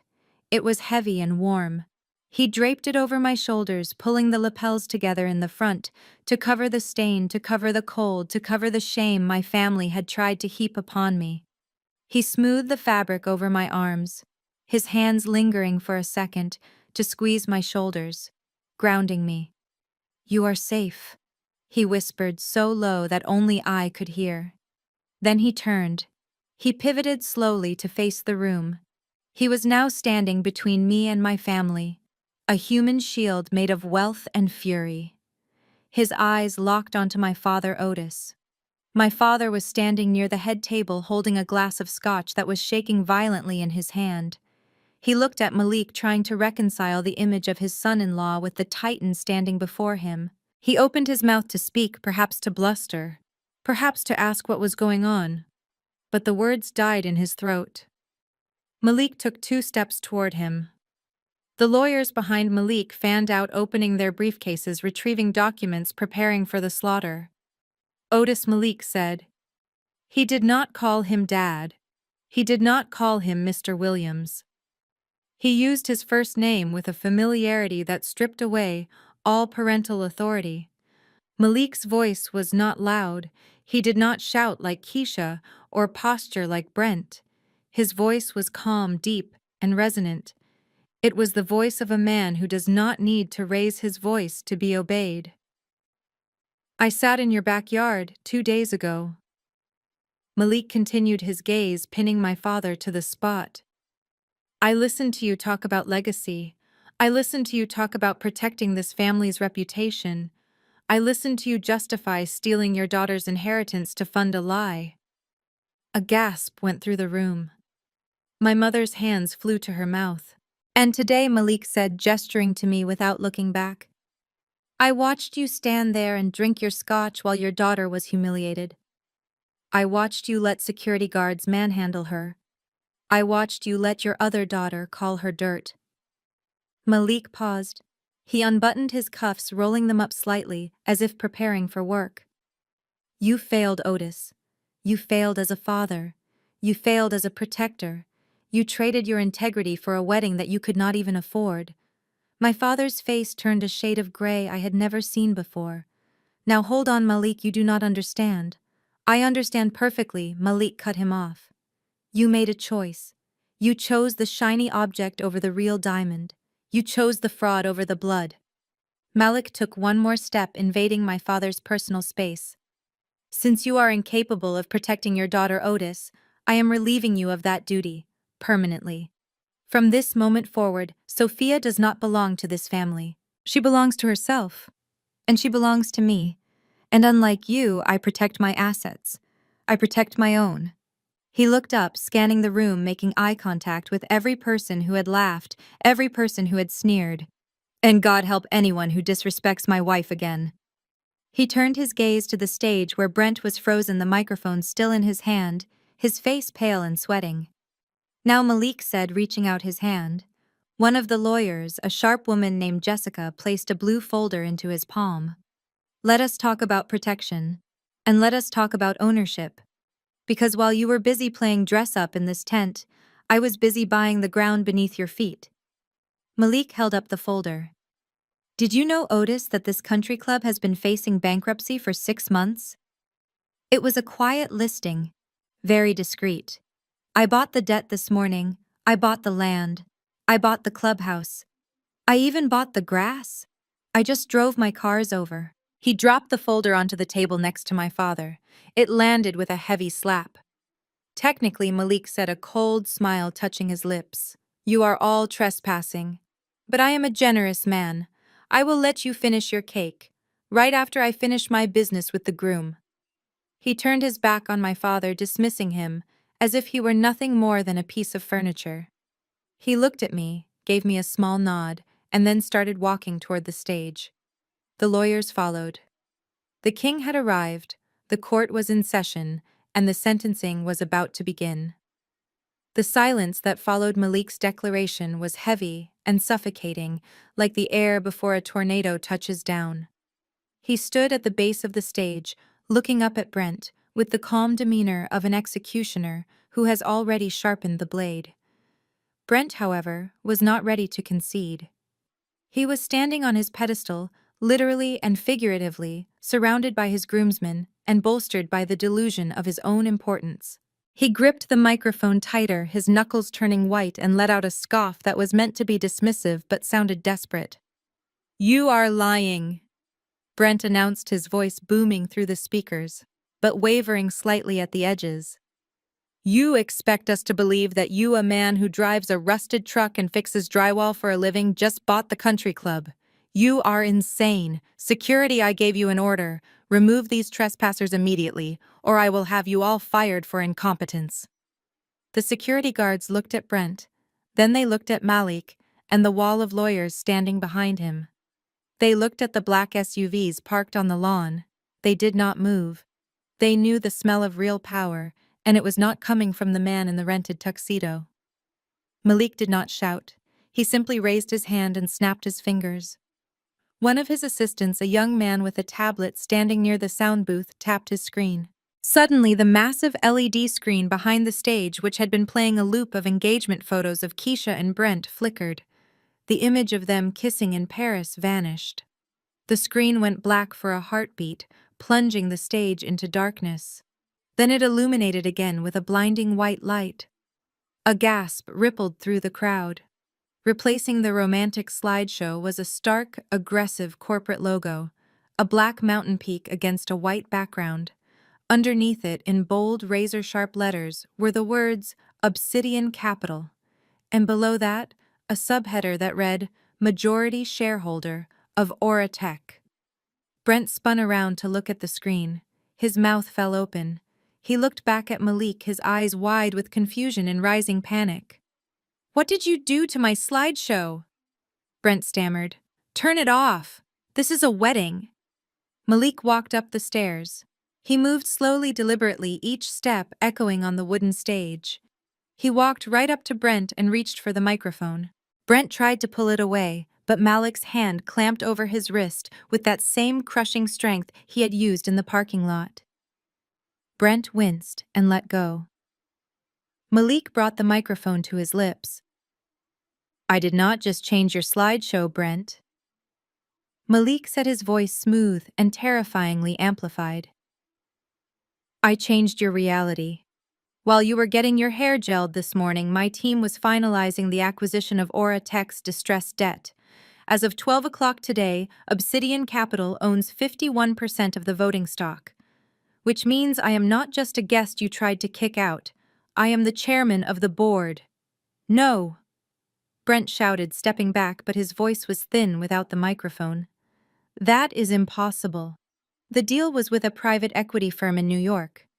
I know the partners." Malik smiled. It was a cold, wolfish smile.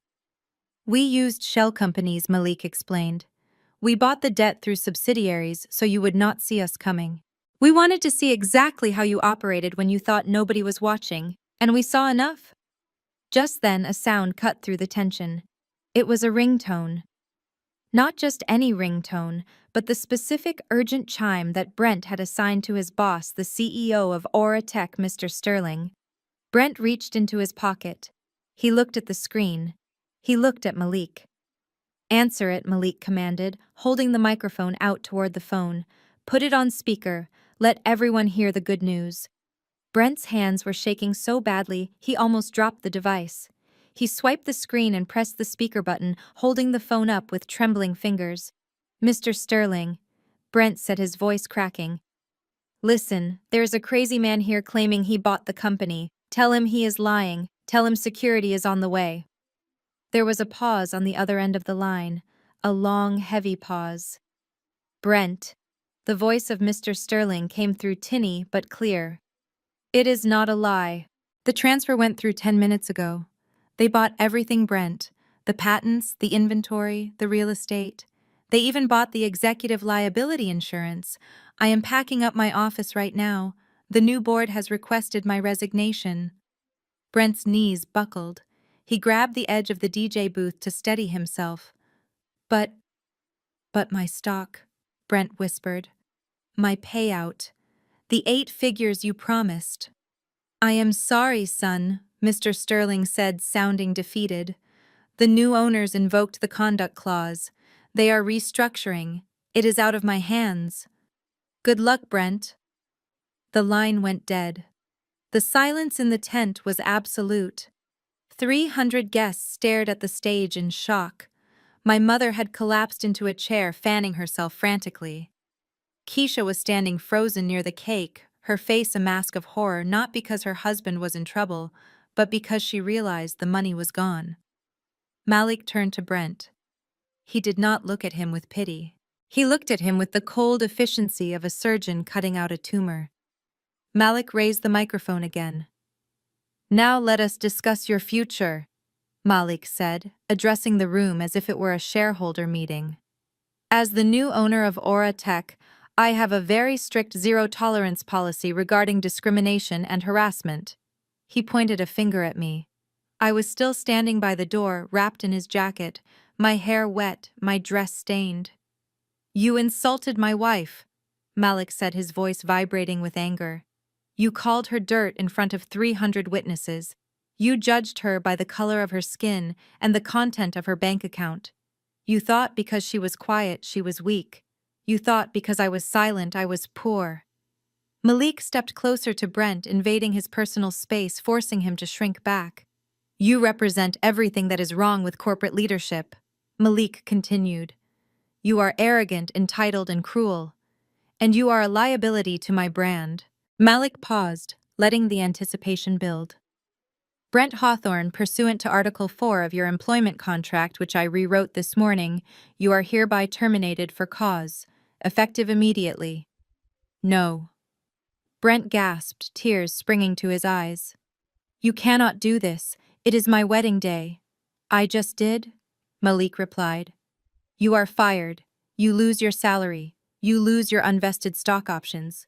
You lose your company car. And you lose your health insurance." Malik signaled to one of the lawyers who stepped forward and placed a document on the DJ table. "And one more thing," Malik added, his voice dropping to a dangerous whisper, "regarding the incident in the parking lot 2 nights ago." Brent's eyes went wide. He shook his head pleadingly. "Please, no. You vandalized my vehicle," Malik said, speaking into the microphone so everyone could hear. "You caused $4,000 in damage to a vintage truck because you thought you were above the law. You thought you could bully a working man." Malik smiled. "My legal team has just filed a civil suit against you for destruction of property and emotional distress. And since you are now unemployed and likely facing a massive debt from this wedding you cannot afford, I suggest you find a very cheap lawyer." Malik turned to the security guards. The same guards Brent had ordered to throw me out. "Security?" Malik commanded, his voice cracking like a whip. "Escort this trespasser off my property. He is no longer an employee and he is certainly not a guest. Get him out of my sight." The guards did not hesitate. They rushed the stage, grabbing Brent by the arms. "Wait, Keisha! Wait! Help me!" Brent screamed as they dragged him down the stairs. Keisha did not move. She looked at her husband being hauled away like a common criminal. Then she looked at Malik, standing center stage, radiating power and wealth. Then she looked at me. Malik walked down the stairs. He walked straight to me, ignoring the stunned guests. He stopped in front of me and gently wiped a drop of wine from my cheek. He looked into my eyes and I saw the question there. Was it enough? I looked at the empty stage where the Aura Tech logo still glowed bright and cold. I looked at my parents who were staring at us with a mixture of fear and awe. I took Malik's hand. "Let us go home," I said. Malik nodded. He turned to the crowd one last time. "The show is over," he announced. "Please vacate the premises. My demolition crew arrives in 1 hour to tear this tent down." We walked out into the rain together, but this time I did not feel the cold. I felt the warmth of his hand and the burning heat of absolute total victory. As the security team dragged Brent out of the pavilion, his screams fading into the distance, the room was left in a state of stunned paralysis. The guests looked like statues frozen in the middle of a nightmare. The music had stopped. The food I had delivered was getting cold on the tables. The only sound was the heavy rhythmic drumming of the rain against the glass roof, a sound that felt like applause from the universe. Keisha was standing alone near the cake table. She looked small. Without Brent beside her, without her army of bridesmaids who had quietly retreated into the crowd, she looked like a child playing dress-up in a costume that no longer fit.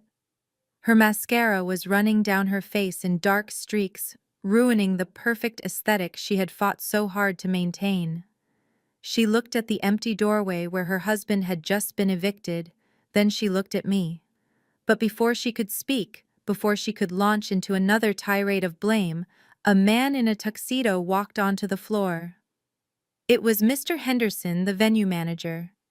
He held a wireless credit card terminal in one hand and a long, itemized receipt in the other. He looked nervous. He had just watched the groom get fired and the property change ownership, but he was a businessman, and he had a bottom line to protect. "Excuse me," he said, clearing his throat, his voice trembling slightly in the silence. "I hate to interrupt, but given the sudden change in circumstances and the departure of Mr. Hawthorne, I need to settle the final balance of the bill immediately." He walked past Keisha and approached my father. "Mr. Williams, the contract states that the remaining 50% is due upon the commencement of the reception. That is $86,000, including the overages for the imported wine and the rush fees for the decor." My father Otis looked at the bill as if it were a venomous snake. His face, which had been pale gray, flushed a deep, alarming red. He patted his pockets instinctively, though we all knew his pockets were empty. "Well, surely," my father stammered, trying to summon a shred of his former arrogance. "Surely we can bill this. Send an invoice to the house. You know we are good for it." Mr. Henderson shook his head politely, but firmly. "I am afraid I cannot do that, sir. I cannot. My instructions from the new ownership group are very specific. All accounts must be settled in full today. No credit, no billing." He glanced nervously at Malik, who was standing beside me watching the scene with his arms crossed. Malik did not say a word. He simply raised an eyebrow, confirming that this was indeed his policy. My mother Linda stepped forward, clutching her pearl necklace. "This is ridiculous," she hissed. "We are the Williams family. We have been members of this club for years." "Former members," Malik corrected her softly. His voice cut through her bluster like a razor. My mother flinched. She looked at the credit card terminal in the manager's hand. She looked at my father, who was staring at his shoes. She knew they did not have $86,000. They did not even have $6,000. They had spent everything on the deposit, and the dress counting on Brent's bonus to cover the rest. Desperation is a funny thing. It makes people forget their pride. It makes them forget their insults. It makes them forget who they are. Slowly, inevitably, my mother's eyes turned to me. She looked at the suit jacket Malik had draped over my shoulders. She looked at the way I was standing tall and unbroken. She remembered the black card I had used at the dress shop.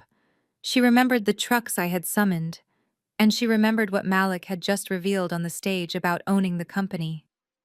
"Sophia," she said, her voice taking on that wheedling, manipulative tone I hated so much. "Sophia, baby." I stared at her. I did not blink. "Sophia, look, this has all been a terrible misunderstanding," my mother continued, taking a tentative step toward me. "Tensions were high. We all said things we did not mean. But we are family. You cannot let your father be embarrassed like this in front of the city. You cannot let them ruin your sister's wedding day over a bill." She gestured to the manager. "Just pay him, Sophia. You have the money. Malik has the money. Just write the check and we can sort this all out later. We can sit down as a family and talk. Please." My father looked up, hope lighting his eyes. "Yes, Sophia. Be the bigger person. Show them you are better than this. Help your sister." I looked at them.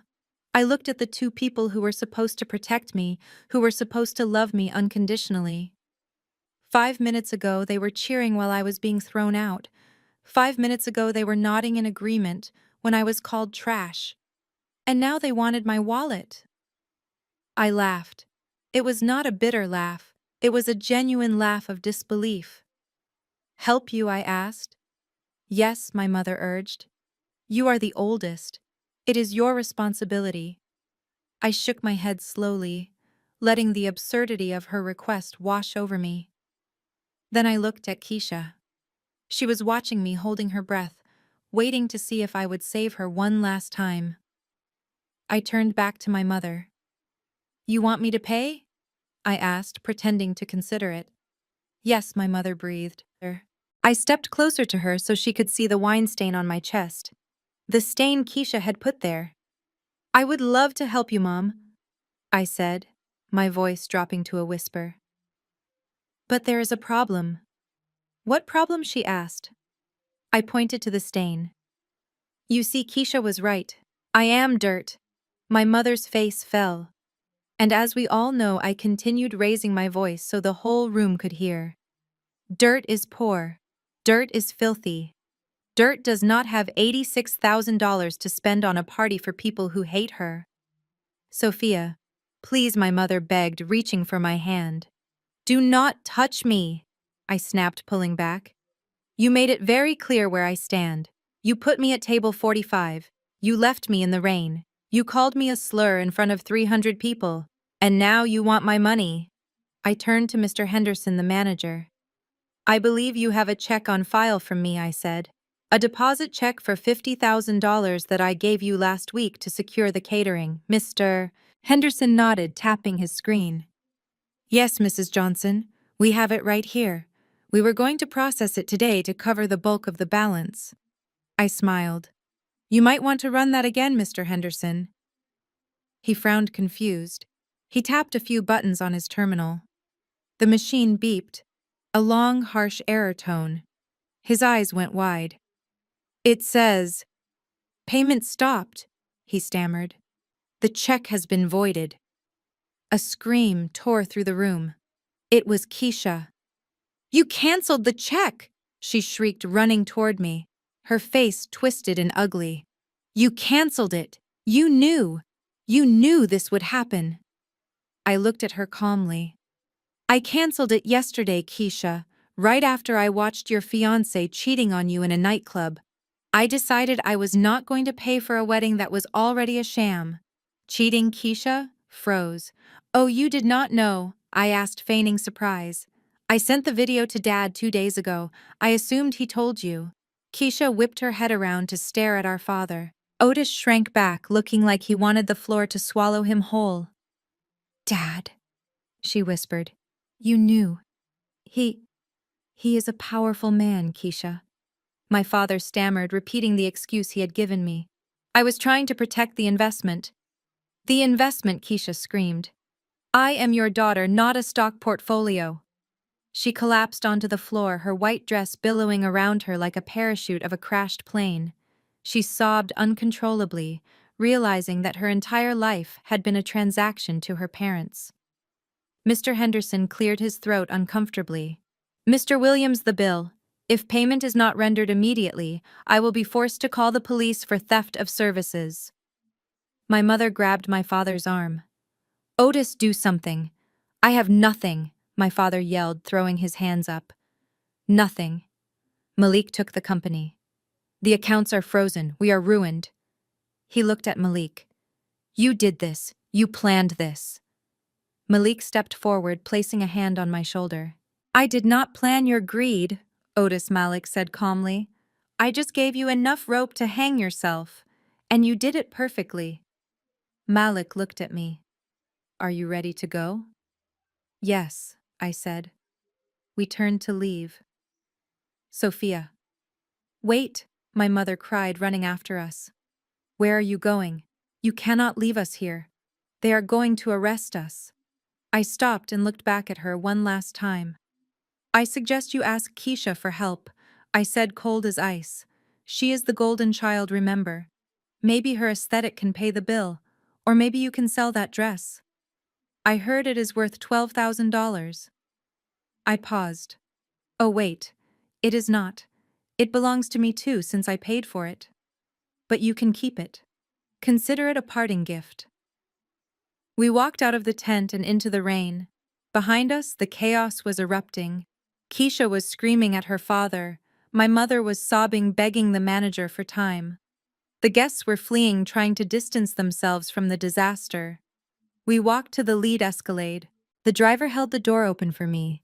I slid into the leather seat, which was dry and warm. Malik got in beside me. As the car pulled away, I looked out the tinted window.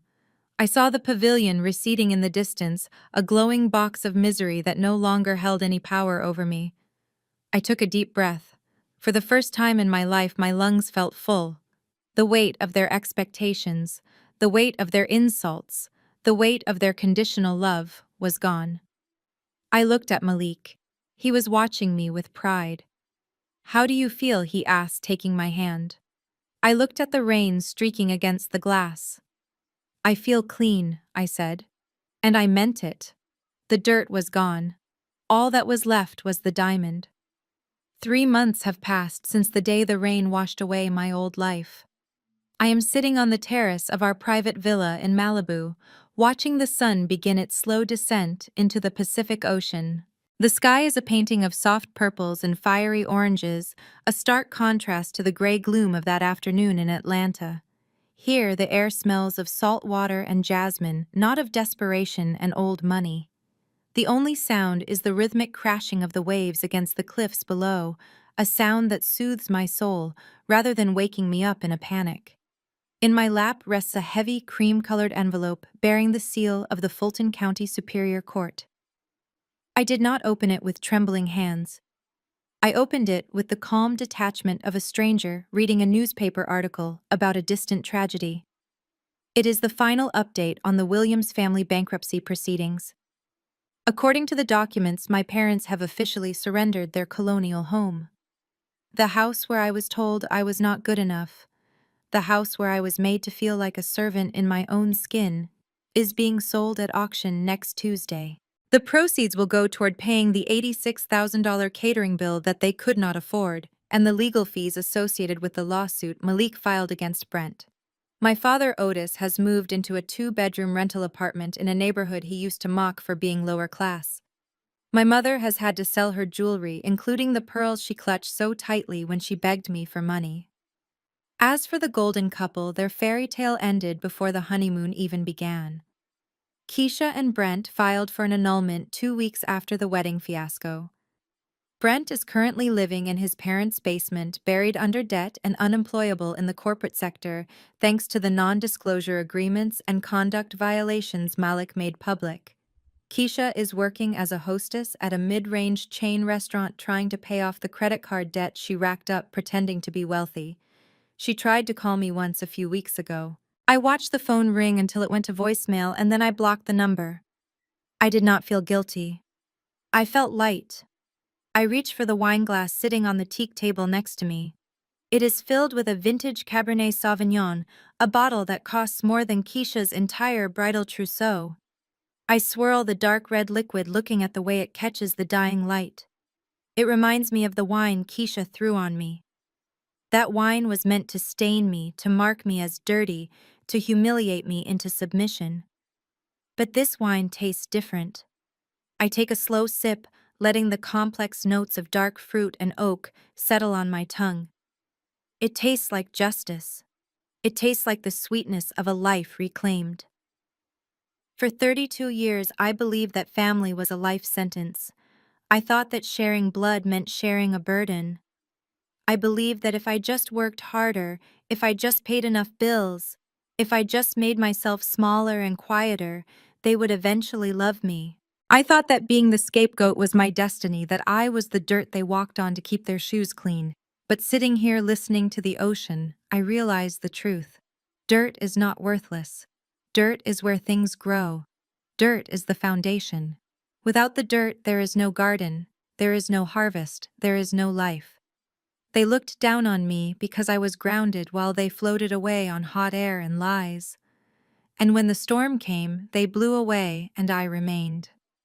The glass door behind me slides open, and Malik steps out onto the terrace. He is barefoot, wearing linen pants and a loose white shirt. He looks relaxed, the tension of the city and the takeover left far behind us. He does not say a word at first. He just walks over to my chair and places his hand on my shoulder. His touch is warm and solid. He looks down at the court documents in my lap. "Is it over?" he asks, his voice blending with the sound of the surf. I fold the letter and place it on the table face down. "Yes," I say. "It is finished. They have faced their consequences." Malik nods. He leans down and kisses the top of my head. "Do you miss them?" he asks. I think about the question. Do I miss the anxiety? Do I miss the insults masked as jokes? Do I miss the feeling of being an ATM machine with a heartbeat? No, I answer truthfully. I mourn the family I wished I had. I mourn the parents I deserved. But I do not miss the people they actually were. I made space in my life for peace, and I'm not going to fill it with ghosts. Malik walks around to the other side of the table and picks up his own glass. He raises it toward the horizon, where the sun is now just a sliver of gold against the water. To the future, he says softly. And to the family we choose.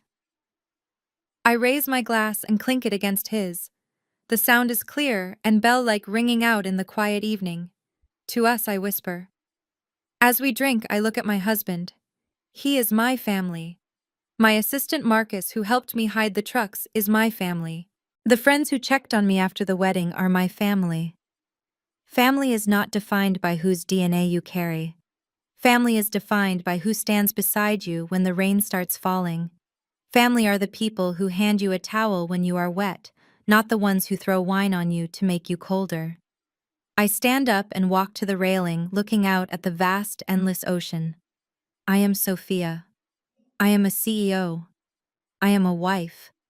I am a Black woman who built an empire with her own 2 hands. And I am finally free. The sun disappears completely, leaving us in the soft twilight. The air is cool, but I am not cold. I have never been warmer. If you are watching this, and you feel like you are trapped in a role you did not audition for, if you feel like you are being used by the people who should be protecting you, please listen to me. You are not dirt. You are a diamond buried in the rough. And sometimes you have to walk away from the mine to finally shine. Do not let anyone tell you that you owe them your happiness just because you share a last name. Your worth is not a negotiation, it is a fact. Thank you for listening to my story. If you have ever had to cut ties to save your soul, let me know in the comments. You are not alone. Hit like and subscribe for more stories of truth and triumph. And remember, the best revenge is not destroying them. It is saving yourself. I turn back to Malik and we walk inside together, closing the door on the night, leaving the darkness outside where it belongs. The screen fades to black. The most profound lesson this journey taught me is that your value is never negotiable, especially not by people who benefit from your silence. For years, I believed that enduring disrespect was the price of admission for family love. I thought if I gave enough, paid enough, and shrunk myself enough, they would finally see me. But I learned that you cannot purchase respect from those committed to misunderstanding you. True family isn't about shared DNA, it's about shared values. The moment I stopped begging for a seat at their table and built my own was the moment I truly began to live. If Sophia's journey to freedom inspired you, please hit the like button and subscribe to our channel for more stories of resilience and justice. Have you ever had to cut ties with a toxic family member to protect your peace? Share your experience in the comments below. Your story might be the sign someone else needs to finally walk away.